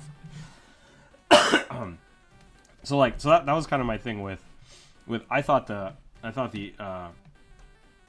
Illidari, whatever the hell they're called, I assumed were made by him, and then just kind of set in motion to do their thing. But I like that idea that if I knew they were all sent down to Earth for something, and so if he was sent to Middle Earth as, I assumed, a guardian and guide versus him actually just aiding them however they need, it's different. It's a different context, but I like that. I still think it's still really cool. So I don't have an issue with that. It's just kind of a misunderstanding of how I looked at it. Because the same thing still happens, right? Like, he's supposed to be aiding the dwarves and the elves, and he decides that the best way for him to protect Middle Earth is to be in charge of Middle Earth, and kind of falls from that, becomes Gandalf or Saruman of many colors, because he thinks he can just be in charge of everything instead of just this one thing. And then they're like, nope, you're done. And then Gandalf gets his title and gets his white cloak. And then that's when Gandalf becomes basically in charge of like guiding the realm of man and elves and dwarves. So I dig it. I still dig it. Nothing has changed in my mind, just how I have to look at it. Because, like, I guess that also makes sense why Saruman was so industry-minded and why he's the bad guy, because industry bad in Tolkien's mind. Oh, yeah, and, like, the dwarves were... Hey. Kid. Jesus, I don't know how you find all this shit. We normally do not talk about Lord of the Rings on these streams. Yeah, specifically, I don't let people, like, bring it up very often because it can be very heated, but, like, I think you and I are pretty good about not getting spicy at each other. Yeah. Are you drawing a dog? It looks like a dog now, doesn't it? It's the beard. Dogs are apparently just bears with beards.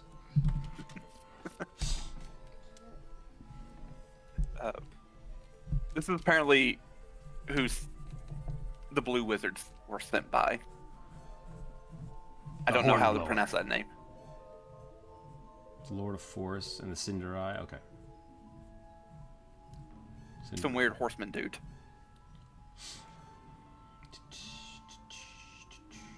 Cool.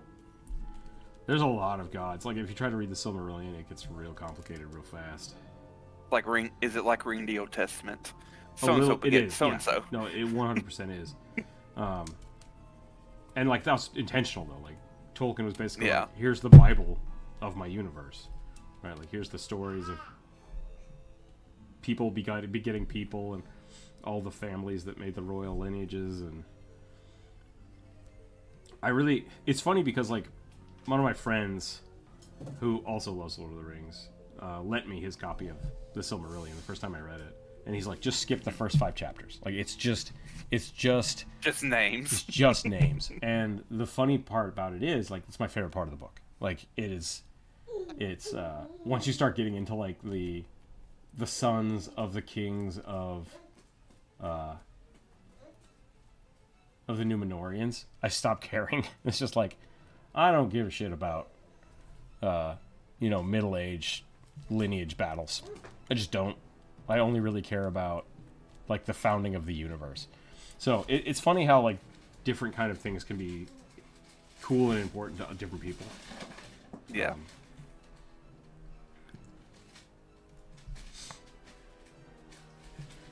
I'm going for a chunk boy. I kind of wish Tolkien wrote more about the Blue Wizards, because there's, like, nothing about them. No, there's some... Just, like, we know that they went east and disappeared and or died. That's it. Yeah. It just wasn't important at the time. And I think there's some more additions about them out there in some of his notes and things, but yeah, they weren't really important to the story of Middle-earth. Which is funny, because, like, you're not alone in that. You're like, oh, I want to know more about them, but it's like, but that don't matter. It's like, why is there this push to know more about them when they weren't teased to be anything important, you know? Like, but a lot of people want to know more about them. Yeah, I think it's just for the simple fact that they're referenced in a few places, and it's just people want to know about the little things. Sure. Like, it's like when people find their favorite NPC in a RPG or something like that. Yeah, and I think the other weird part about it is, like, the reason people really are pissed off about, like, the Lord of the new TV shows and stuff, and rightfully so in this regard, is that Tolkien did not write about them, so they do not exist. So any wanting and yearning that people have, any information you get from it, is fan art. It's non-canonical and it's fan art. But people want that, and that's the important part about it, right? It's like yeah, if you can find somebody that the Tolkien estate is happy with writing those stories, then I think it's fine making them canonical. But they were not written by Tolkien, right? And like that is a perfectly legitimate place to be inside of a fandom, of saying that, like, this is accepted canon, but it is not written by the same person. And I think that's something that people just do not like. Mind you, the guy that wrote the new Lord of the Rings stuff, well, what just happened? Did I delete the bear? Did you delete the bear? Bear gone. Bear gone. Where'd bear go? I still see the bear. There we go. I accidentally invisibled the line. The guy that did that basically did that without telling people. He's just like, I'm going to write a whole bunch of cool bestiaries and stuff and just add my own shit to it. It's like, don't do that. Like, what are you doing? Don't do that. So. Because if I remember right, like, so Games Workshop is licensed to make Lord of the Rings minis for their war game. But they don't add anything. Correct. They only use the existing stuff, because I guess the Tolkien state's like, y'all muck stuff up too much. We ain't gonna give you that much power. There's some really cool. Christopher Tolkien wrote some notes about a lot of the writing and, like, that his dad had, and some of them are really funny because, like, sometimes the press editors would start changing things and, like, this is spelt wrong or this is written wrong, and Tolkien would be like, bitch, I wrote it like this on purpose, do not change this. Yeah, like, I remember, like people were talking about dwarves. Yep, dwarves versus dwarfs. Dwarfs? Yep. He's like, no. Which is the Warhammer way of saying it. And some people will get mad if you say dwarves. Dwarves is Tolkien's preferred terminology for his universe, and the editors kept wanting to change it, and he would send them very passive aggressive letters about, like, which one of us is the writing professor? I am. Yep. Don't touch my shit. Who has created his own language? Yeah. There's lots of little funny stuff like that, so it's kind of funny.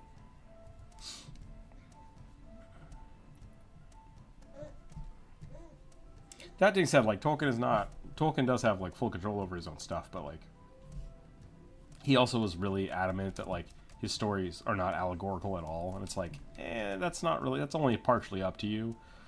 Like, people get to draw what they want from your writing. Like, Yeah. that's the other half of the creative process. So, it is what it is. Yeah.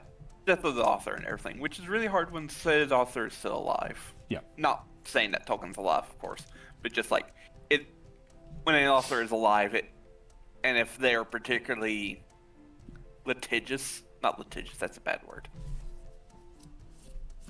I guess protective of it. Particular. It kind of like very particular creates about their work. Yeah. tension between them and the fans sometimes. I know the Pratchett estate had a lot of problems with that because people would try to use his work to like promote anti-LGBT stuff, and they were like, "You obviously didn't pay attention to what Pratchett wrote about treating everybody like people." Like, it's kind of everything he writes is that people should be treated like people. This kind of reminds me of like the thing, like there was an article is like that Lord of the Rings was getting more like conservative fans, and just like they clearly have not been reading or watching the movies. I mean, that was a big argument for the movie too. Is like because some of the elves are black, and like some of the people are black, and they're like, no, it's just this. It's like Tolkien never once describes what the people look like. Yeah.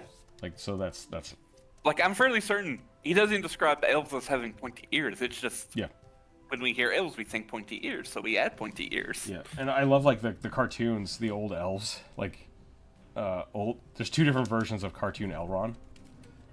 One of which he's got like super long eyebrows, and like this crown of stars, and like this huge Fu Manchu beard, and he's super tall.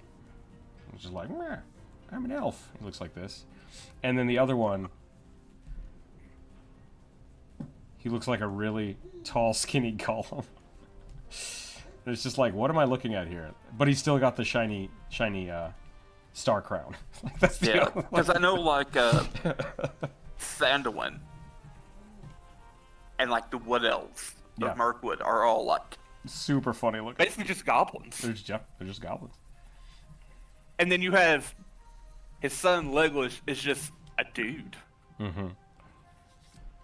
Well, that was something different too, because it's two different renditions of the movie. Is the problem? And in the one you're talking about where he looks like a dude, it's because they were rotoscoping, and so they're just like, maybe they just look like people, but they're elves, so pointy ears. Like, I think that actually inspired a lot of the Tolkien lore for elves, because I'm betting. Because the first one I bet had some checkpoint of like, yeah, that's totally fine for the elves to look like that, right? Like, it's super weird and great, and I love it. I hate it all. Fantasy can look like whatever you want. So. Like, that's the best thing about it. Yeah, no. The reason I don't like it is the rotoscoping. It's too uncanny. It's way they a little move. Uncanny, yeah. It's got some of the funniest like single shot frames in a lot of those things. Like, there's some really, really derpy Legolases in there. It's great. So I have modern elves with pointy ears today. Yeah. Yep.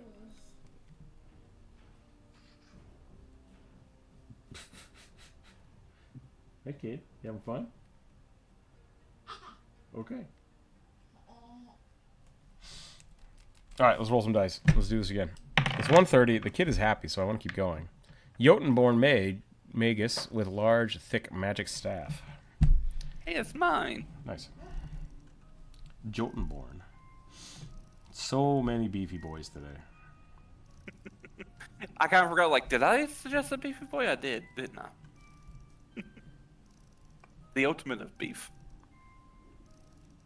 Just gotta draw the State Puff Marshmallow Man. I think the biggest reason why I don't like the Wood Elves from the Hobbit animated movie is because they remind me of my hatred of Pathfinder Hobgoblin.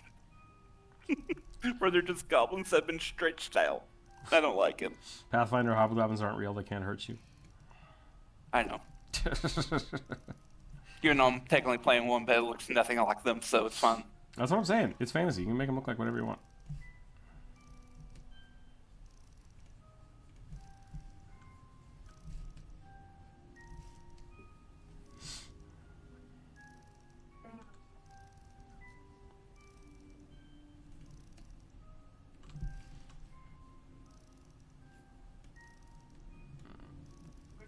I think I need to change a diaper real quick. I'll be right back. Somewhat philosophical question. If elves live way longer than humans, do dogs see humans as elves? Since dogs live to 18 while they live over 80. I mean, you could make that analogy from the dog's perspective, but then, like, has a dog ever seen an elf die, period? Like, that's the other question. So do dogs just ignore elves? Or do dogs not know the difference between elves and people? Right? Like, the philosophical part of that is there's a lot more questions.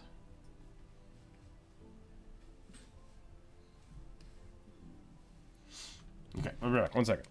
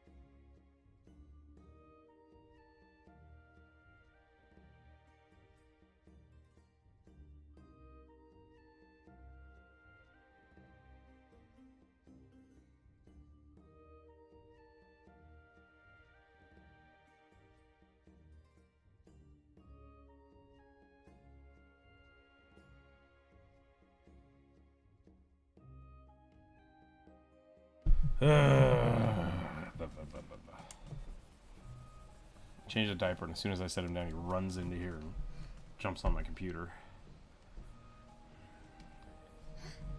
And now we have to throw a fit because I don't want him touching my computer.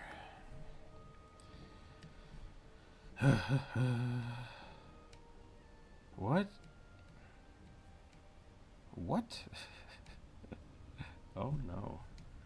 I don't know what's going on today with Aggie, but I feel like I keep making new layers and stuff and things just keep going.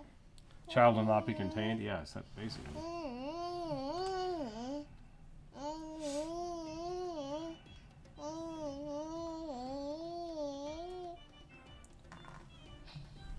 He screwed up my pen. What happened to my pen here? There we go.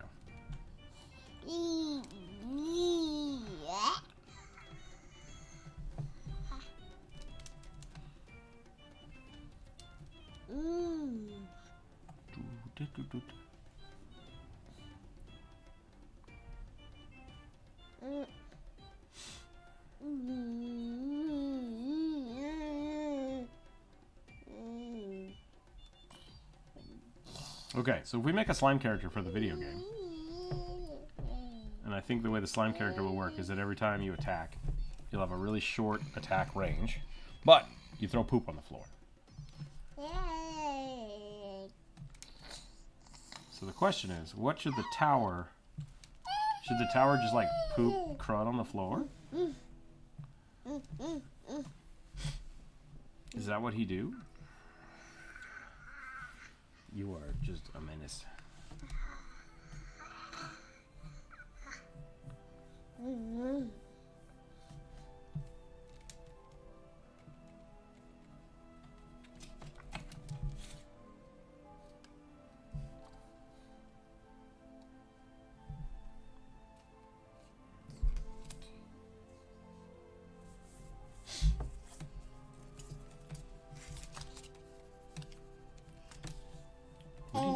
Why are you doing this?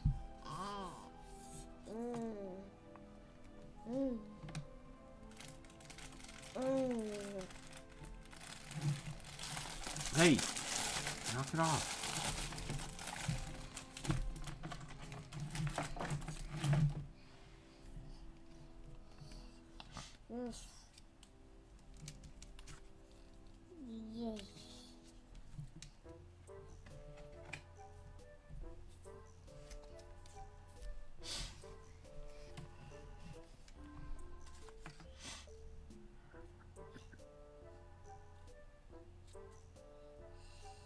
Okay, I'm back. Welcome back. Did I miss anything? Just the boy destroying everything. So nothing at all. Nope.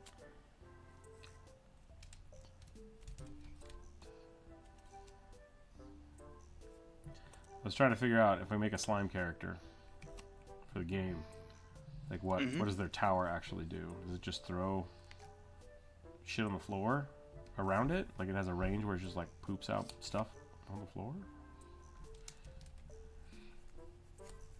All the other characters so far have like a tower that boosts everything around it.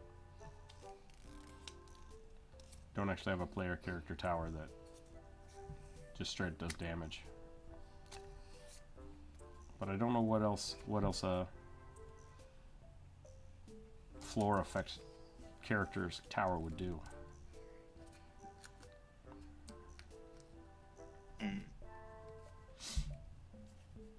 Like the ranger special tower doubles your projectiles as long as you're standing next to it, or you put a tower next to it and that tower gets double projectiles.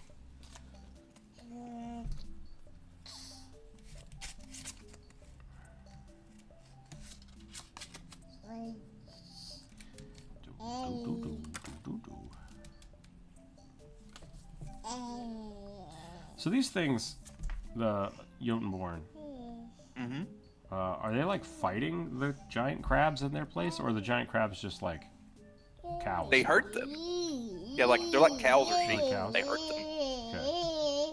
Okay. Really, kid? I imagine there's probably some wild ones. Okay, but it's not like they're like in galactic war with them. No. Okay. If you read the story about the iconic character, he talks about like getting like the weird like innate call to the normal world to help out, and so like his like he kind of suppresses that burning need to leave to get his family's herd of beetles back Got it. to where they need to be. Oh my god, kid.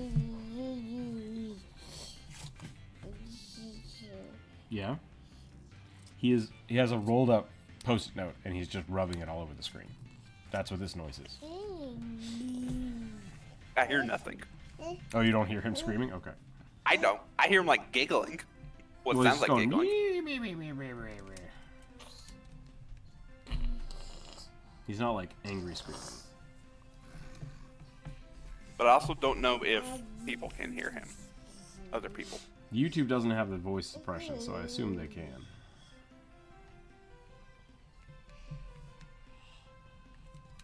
Stop.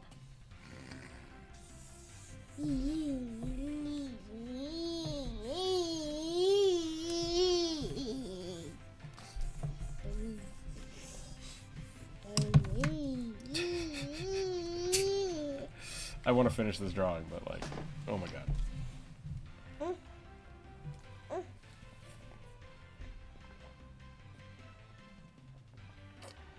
Is that good?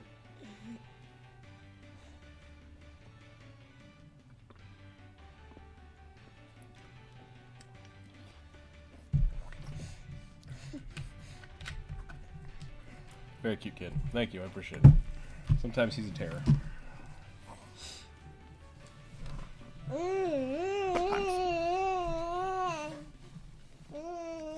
Where'd your ball go? Okay, let's start over.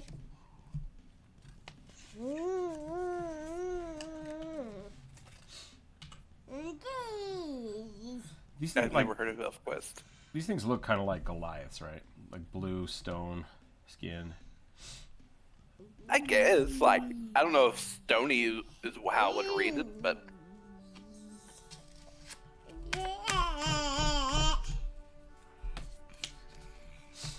Like, they don't have hair. oh, they do. I Do think. they? I think. Yeah, I think at least the females do. Alright, find me a better image. Because I've only ever seen the one image, I think. I said that very demanding. Please find me another image.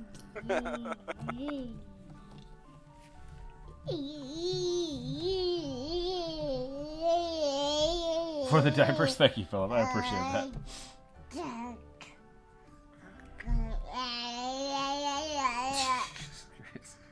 We normally do when people do a super chat. I turn off the ads, so I will do that real quick. And I will do a quick sketch for you if you want. If you have a tiny, just like a racing class. Just give me a racing class and we'll do a quick sketch for you. It'll be pretty cute and pretty derpy. Yeah, it's going to be cute and derpy, but that's what we do. Mhm. Monetization. Turn off. There we go. So, So thank you, Philip. I appreciate that. Everybody thank Philip for the ad-free experience. Da, da, da, da, da, da.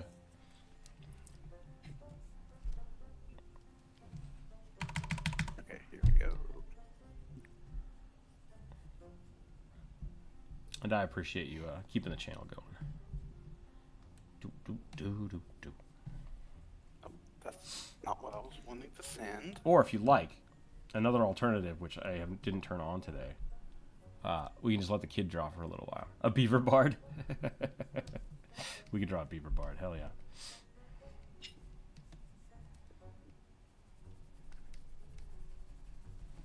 There's some side profile heads in the center of this one. God, they look so weird. I really do like. I'm really glad these guys exist. You're just not used to their design yet. Yeah, I mean, like they're such a strange what's the word I'm looking for? Proportions. Proportion, yeah. There's such a weird proportion, which I think is good, like to add to the game, right? Because a lot of the time, like my biggest beef with like the half elves and the half orcs is that they just look like humans. They're humans. Yeah, humans plus something. Yep.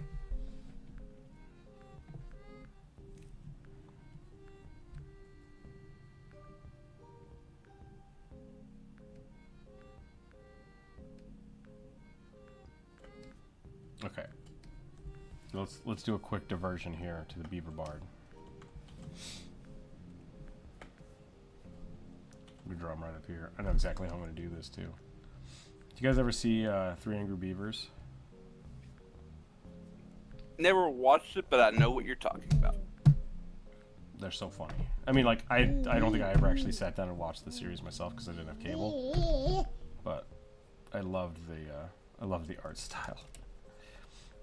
The thing I remember most about that show, the few times I did get to see things of it, is like the beavers themselves are so derpy, and then everything else is like drawn really well, like really high fidelity and like cool line art, and then they just have these derpy ass beavers.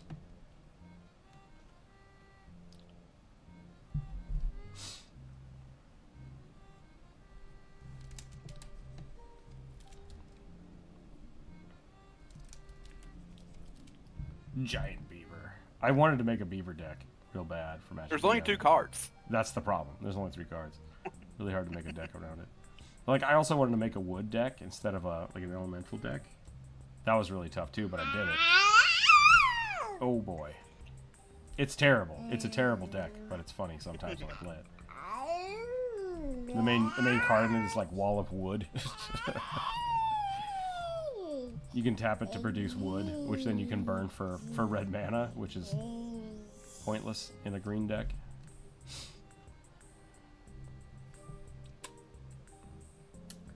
One of these days I'll come back and I'll make it again. Probably when I teach the kid how to play Magic. I'll make a wood deck to go up with whatever he wants to play. I should just do that. I should just do that to spite Lars. As I said earlier, I do many things in my life out of spite. Lars is going to make this like super powered Final Fantasy deck, and I'm like, I'll play wood. Oh my god, I could incorporate that into my... Okay, I have a plan. So, I've been wanting to make a deck called Don't Touch Me. And just have it do things like whenever... Oh, shit. Okay, kid. Yeah? You just want to make noise?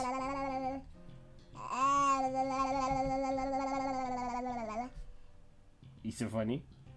Yeah? Apparently this is the stream now.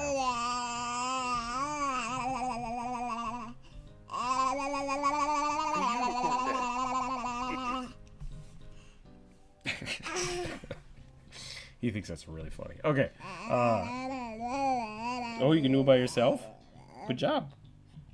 Yeah, good job. You figured it out.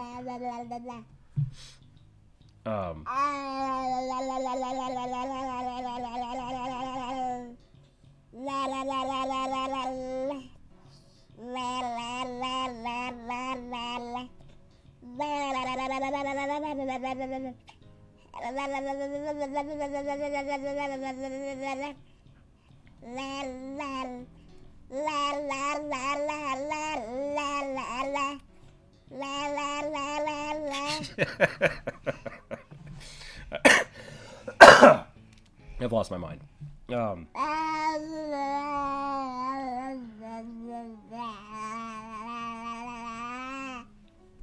they do have hair. I just saw the image you posted with the little hair.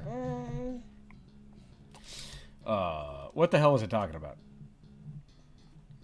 Lars streams the blah blah. and a deck. Oh yeah, Magic the Gathering. I want to make a red green deck. Apparently, I'm not allowed to talk about Magic. That base it completely around like if you do something, you take damage. So just like don't play any cards against me. don't touch me, don't target me. It's just like, because there's a few cards that like whenever a player plays a blue spell, you get +1 to that creature. And I think that'd be really fun to make a beaver deck or like a wood deck that's just like, don't touch my wood. So maybe I'll do that.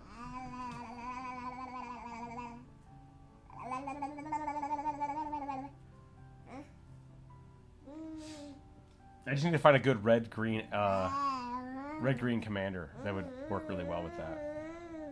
I don't know what that's going to be yet.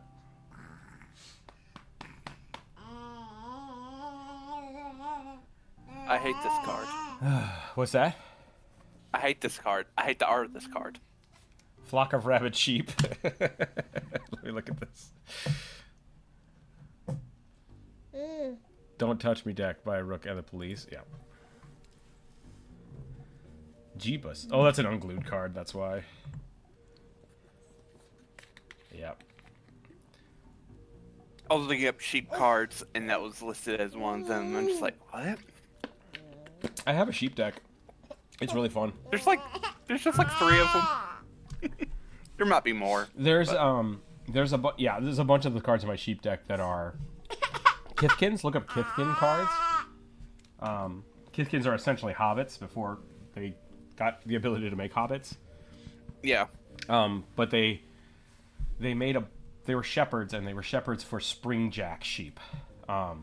So you can also look up Springjack, and then some of the Springjack cards summon 0/1 sheeps.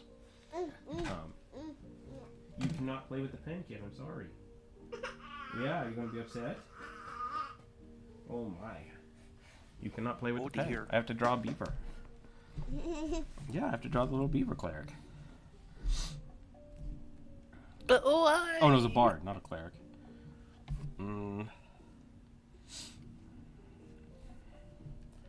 What kind of bard stuff should we give this bard?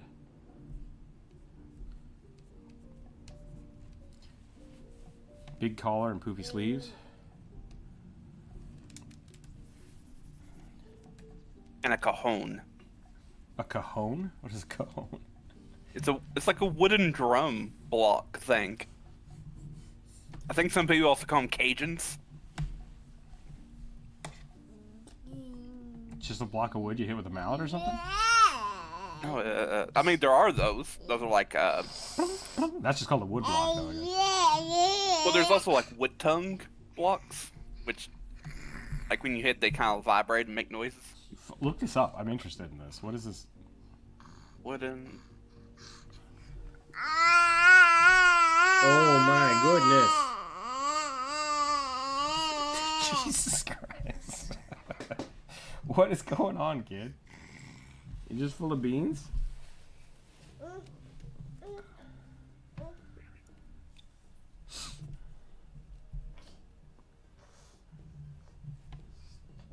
Wait, beavers don't. Beavers have little. They have webbed toes. Yeah, they do have webbed feet. Okay. Yeah.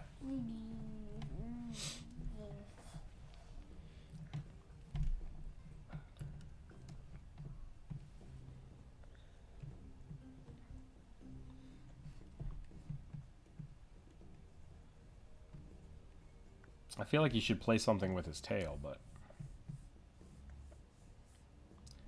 that's neither here nor there. I hate that beavers are rodents.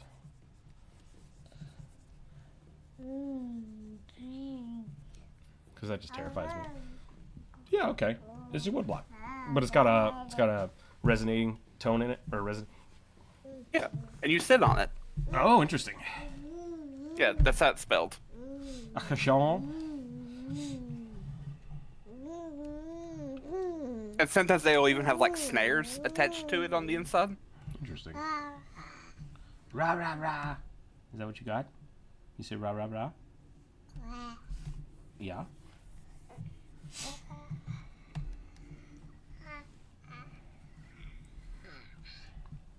He's got to have poofy pants.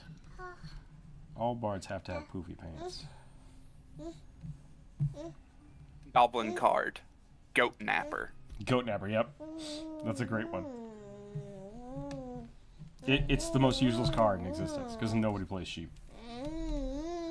When this card when this creature enters, untap target goat to gain control of it until the end of turn. Yep. It gains haste until the end of the turn. There are like 3 goats in existence. There's a giant that makes goats and can throw goats. That's pretty funny.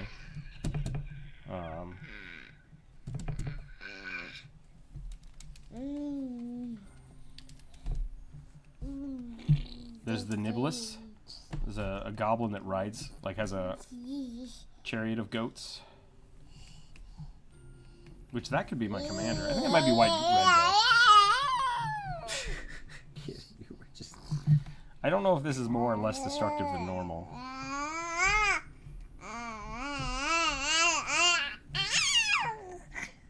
Like, I am able to draw right now, but he's got his feet on the tablet, and I'm not a fan of this. But I don't want to, like, yell at him and punish him for not being super destructive, you know? So, according to the wiki, there are 15 goat cards. Nice. Kid, stop it. 9 goat creation cards. Okay. Oh, that's right. The Springjack sheep might be goats. Yeah, I think Might when be I was goats. looking up goats, they fall under this. 40% of said cards are white cards, while 46.7% are red, and then 13.3% are green. So mostly red and white. Yeah.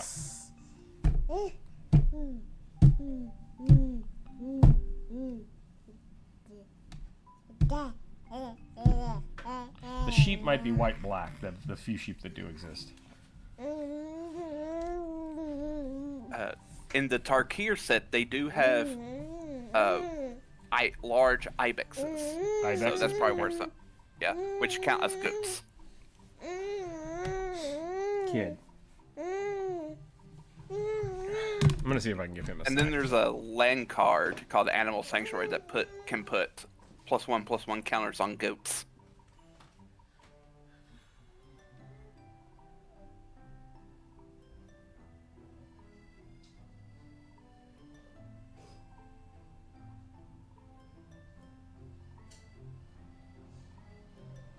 There's also one called Springjack Pasture, I believe.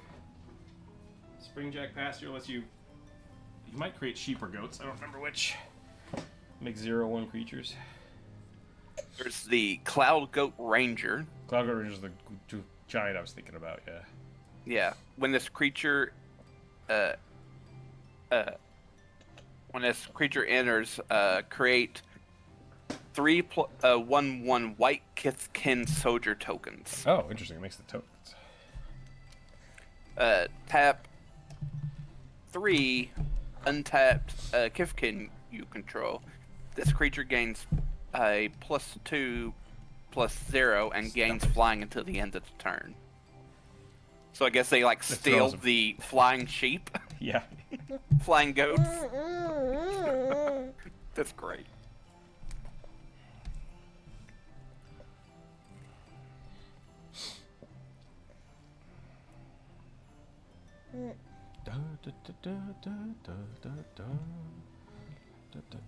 Please don't put your feet on the desk.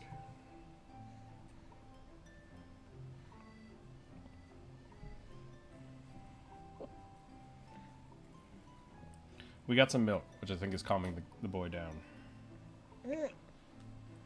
Yeah, you see the raccoon up there? He's pretty funny. He's pretty funny.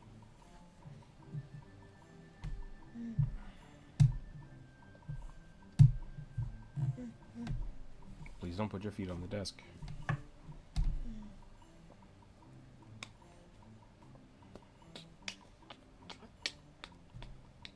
I need to find a good red-green commander that does something when you're targeted by a player.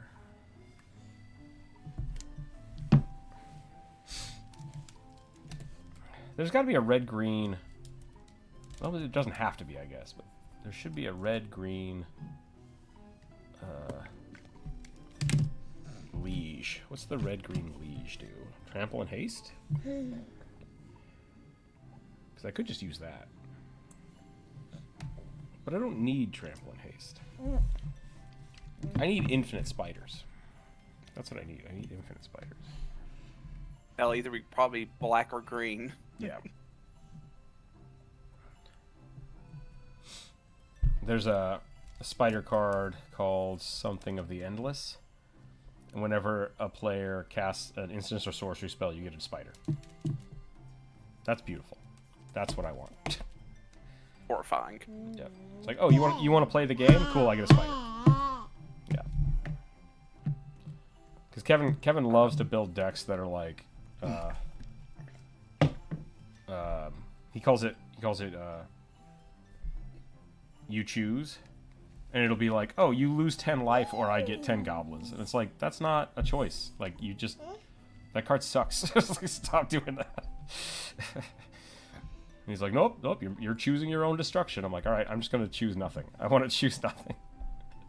So I'm spitefully building a deck where Kevin just isn't allowed to play cards.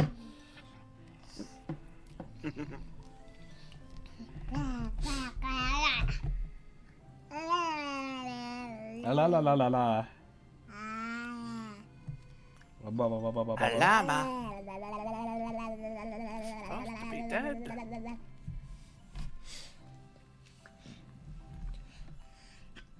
Bless you.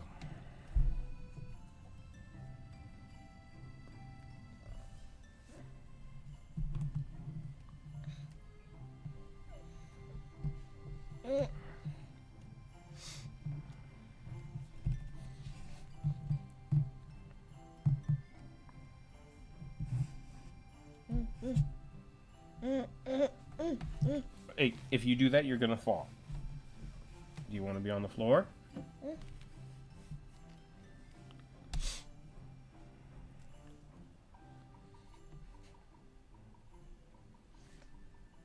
I'll put you on the floor if you want. Well, those are horrifying. What are you looking at? So I was looking at Kithkin, Yeah, they're like and they had people. some. Really weird. Well, now they do. They used in their early design phase, they were going to look like this. Oh, weird. They do have tails, so maybe they were supposed to be rat people.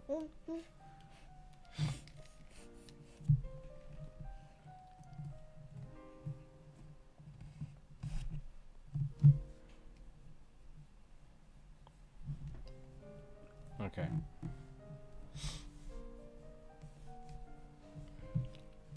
We like the beaver design. Really nice. Thank you.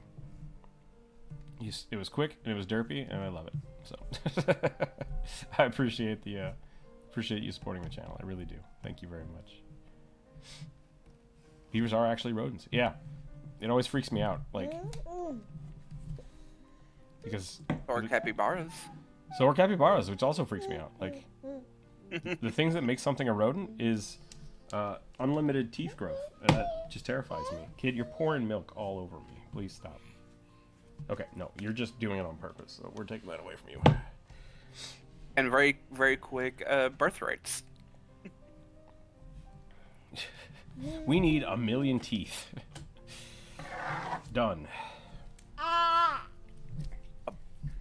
Badger deck. Badger, badger, badger, badger, badger. Can you go play Oh, with God, all your cars? No? I think we might be out of time. I might have to go take care of the boy. But we're going to finish this up first. Hugs the badger. Hugs the badger. Is he green, red? Yeah. Let me look at this. Oh my god, what is that picture?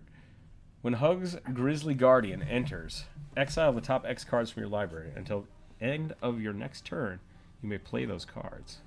You may play an additional land each turn. If you may. That's pretty good. Unfortunately, he is X and 4 mana. So that's really expensive for a commander, but that's not a bad choice. That will go on my... Yeah. He's from the Bloomborough And he has set. trample. Yeah. Yeah. And he has trample. Most of his scars tell tales, a few tell jokes.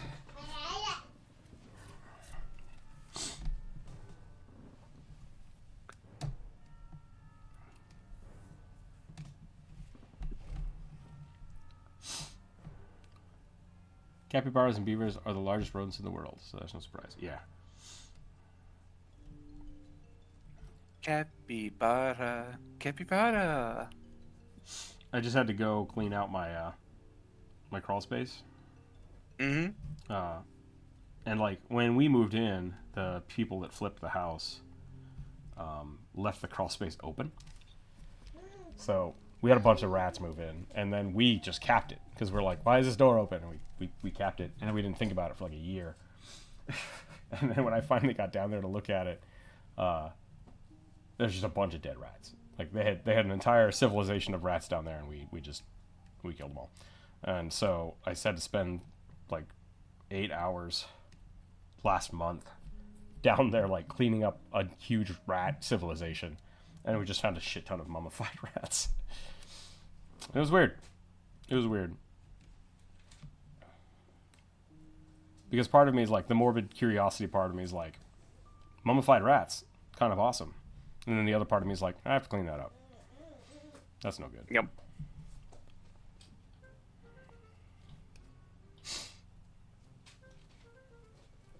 My grandfather, the same thing just kind of popped into my head.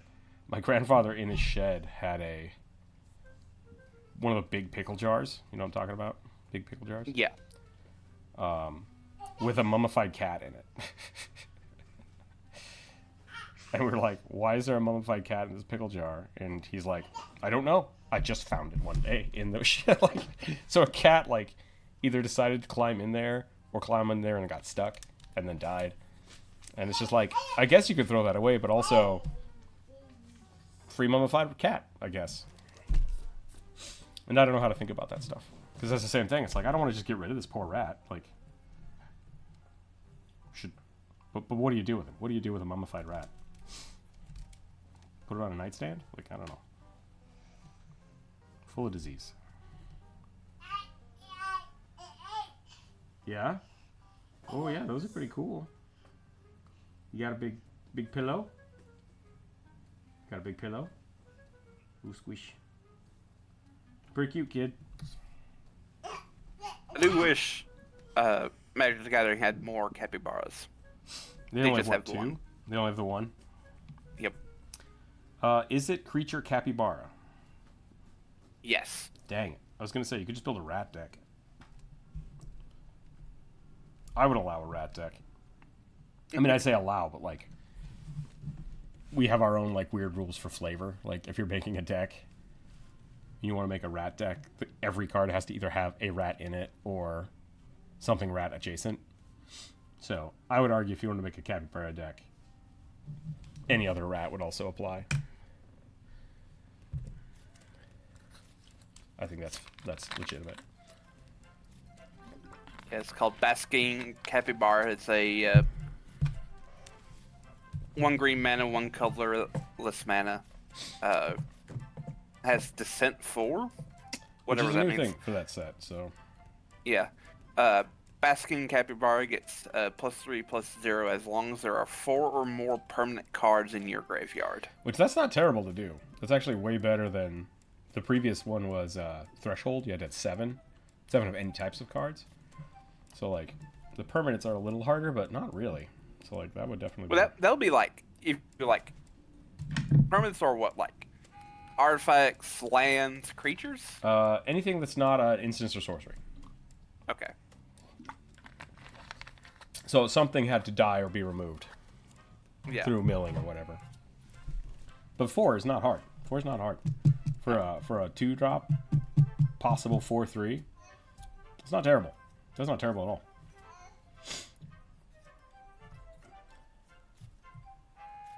Now I want to buy Timberborn and build beaver civilizations. I had that same thought. Go watch all of RCE's stuff. Real Civil Engineer. I love watching his beaver stuff. It's super funny.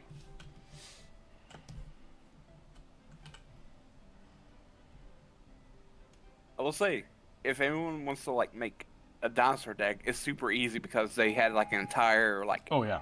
3 or 4 sets of dinosaurs. Yep. Yeah, Lars has 2 or 3 different dinosaur decks. And they're all very mean. The dinosaurs are like hyper synergetic for some reason. So it's just like every time you play a dinosaur, make a dinosaur do a dinosaur thing, and then the dinosaurs do the dinosaur things when dinosaur things happen. It's just like too many stacks. Too many things just went on the stack for playing one creature.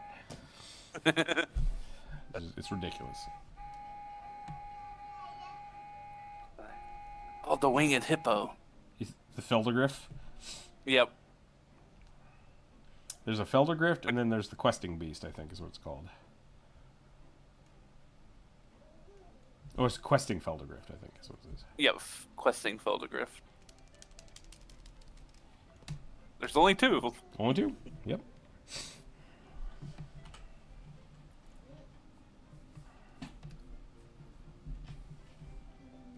Oh god, that's terrifying. Hmm. I saw that apparently there's some sloth cards, Yeah, they added a few sloth cards. and this is one of them. Terrifying. Should we switch over and play some Magic the Gathering online? Is that what you want to do? Nah, I don't even have enough cards to like make any fun decks. If you want, we could do some. The best way to get cards in my mind is to do drafts, like do the quick drafts. Yeah. If you want to do that, we could do that together. I think that's fun. I like doing that as a group. Like you just stream it and then you like talk about what you should take. Mm-hmm. Oh, is that from the Fallout series? I think it is. It looks like it.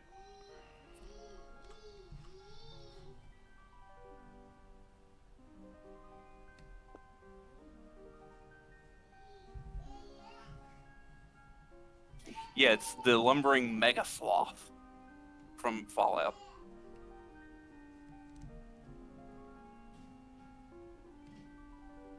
Okay. I can hear the kid playing with the fireplace grate, so I probably need to go. So I think we're going to call this here. I'll probably be around in Discord. If the kid stays this chill today, I'll probably be working on the game in chat, so if people want to just come hang out, you're very welcome to. Otherwise, we'll be back on Friday to do more viewer suggestion. The list I have now for people that suggested things will carry over to Friday, so if you didn't get drawn today, probably get drawn Friday, and we'll go from there. Otherwise, I'll remove that from the list. What do we have left? 7 left. We did, 4 today? 4 or 5? So we might get all of them done this week. We'll find out. Lots of big beefy boys today. I don't know what happened here. Pippity poppy, my tummy hurts. Yeah. Okay. Thanks again for hanging out, everybody. Thanks for the super chats. Thanks for the great suggestions. Thanks for the good conversation. Of course, thanks for hanging out today. Other than that, stay happy, stay healthy, keep your dice on the table. We'll catch everybody next time. Bye, everybody. I've lost the thing. I can't end the stream. There it is. Okay. Again. Bye, everybody.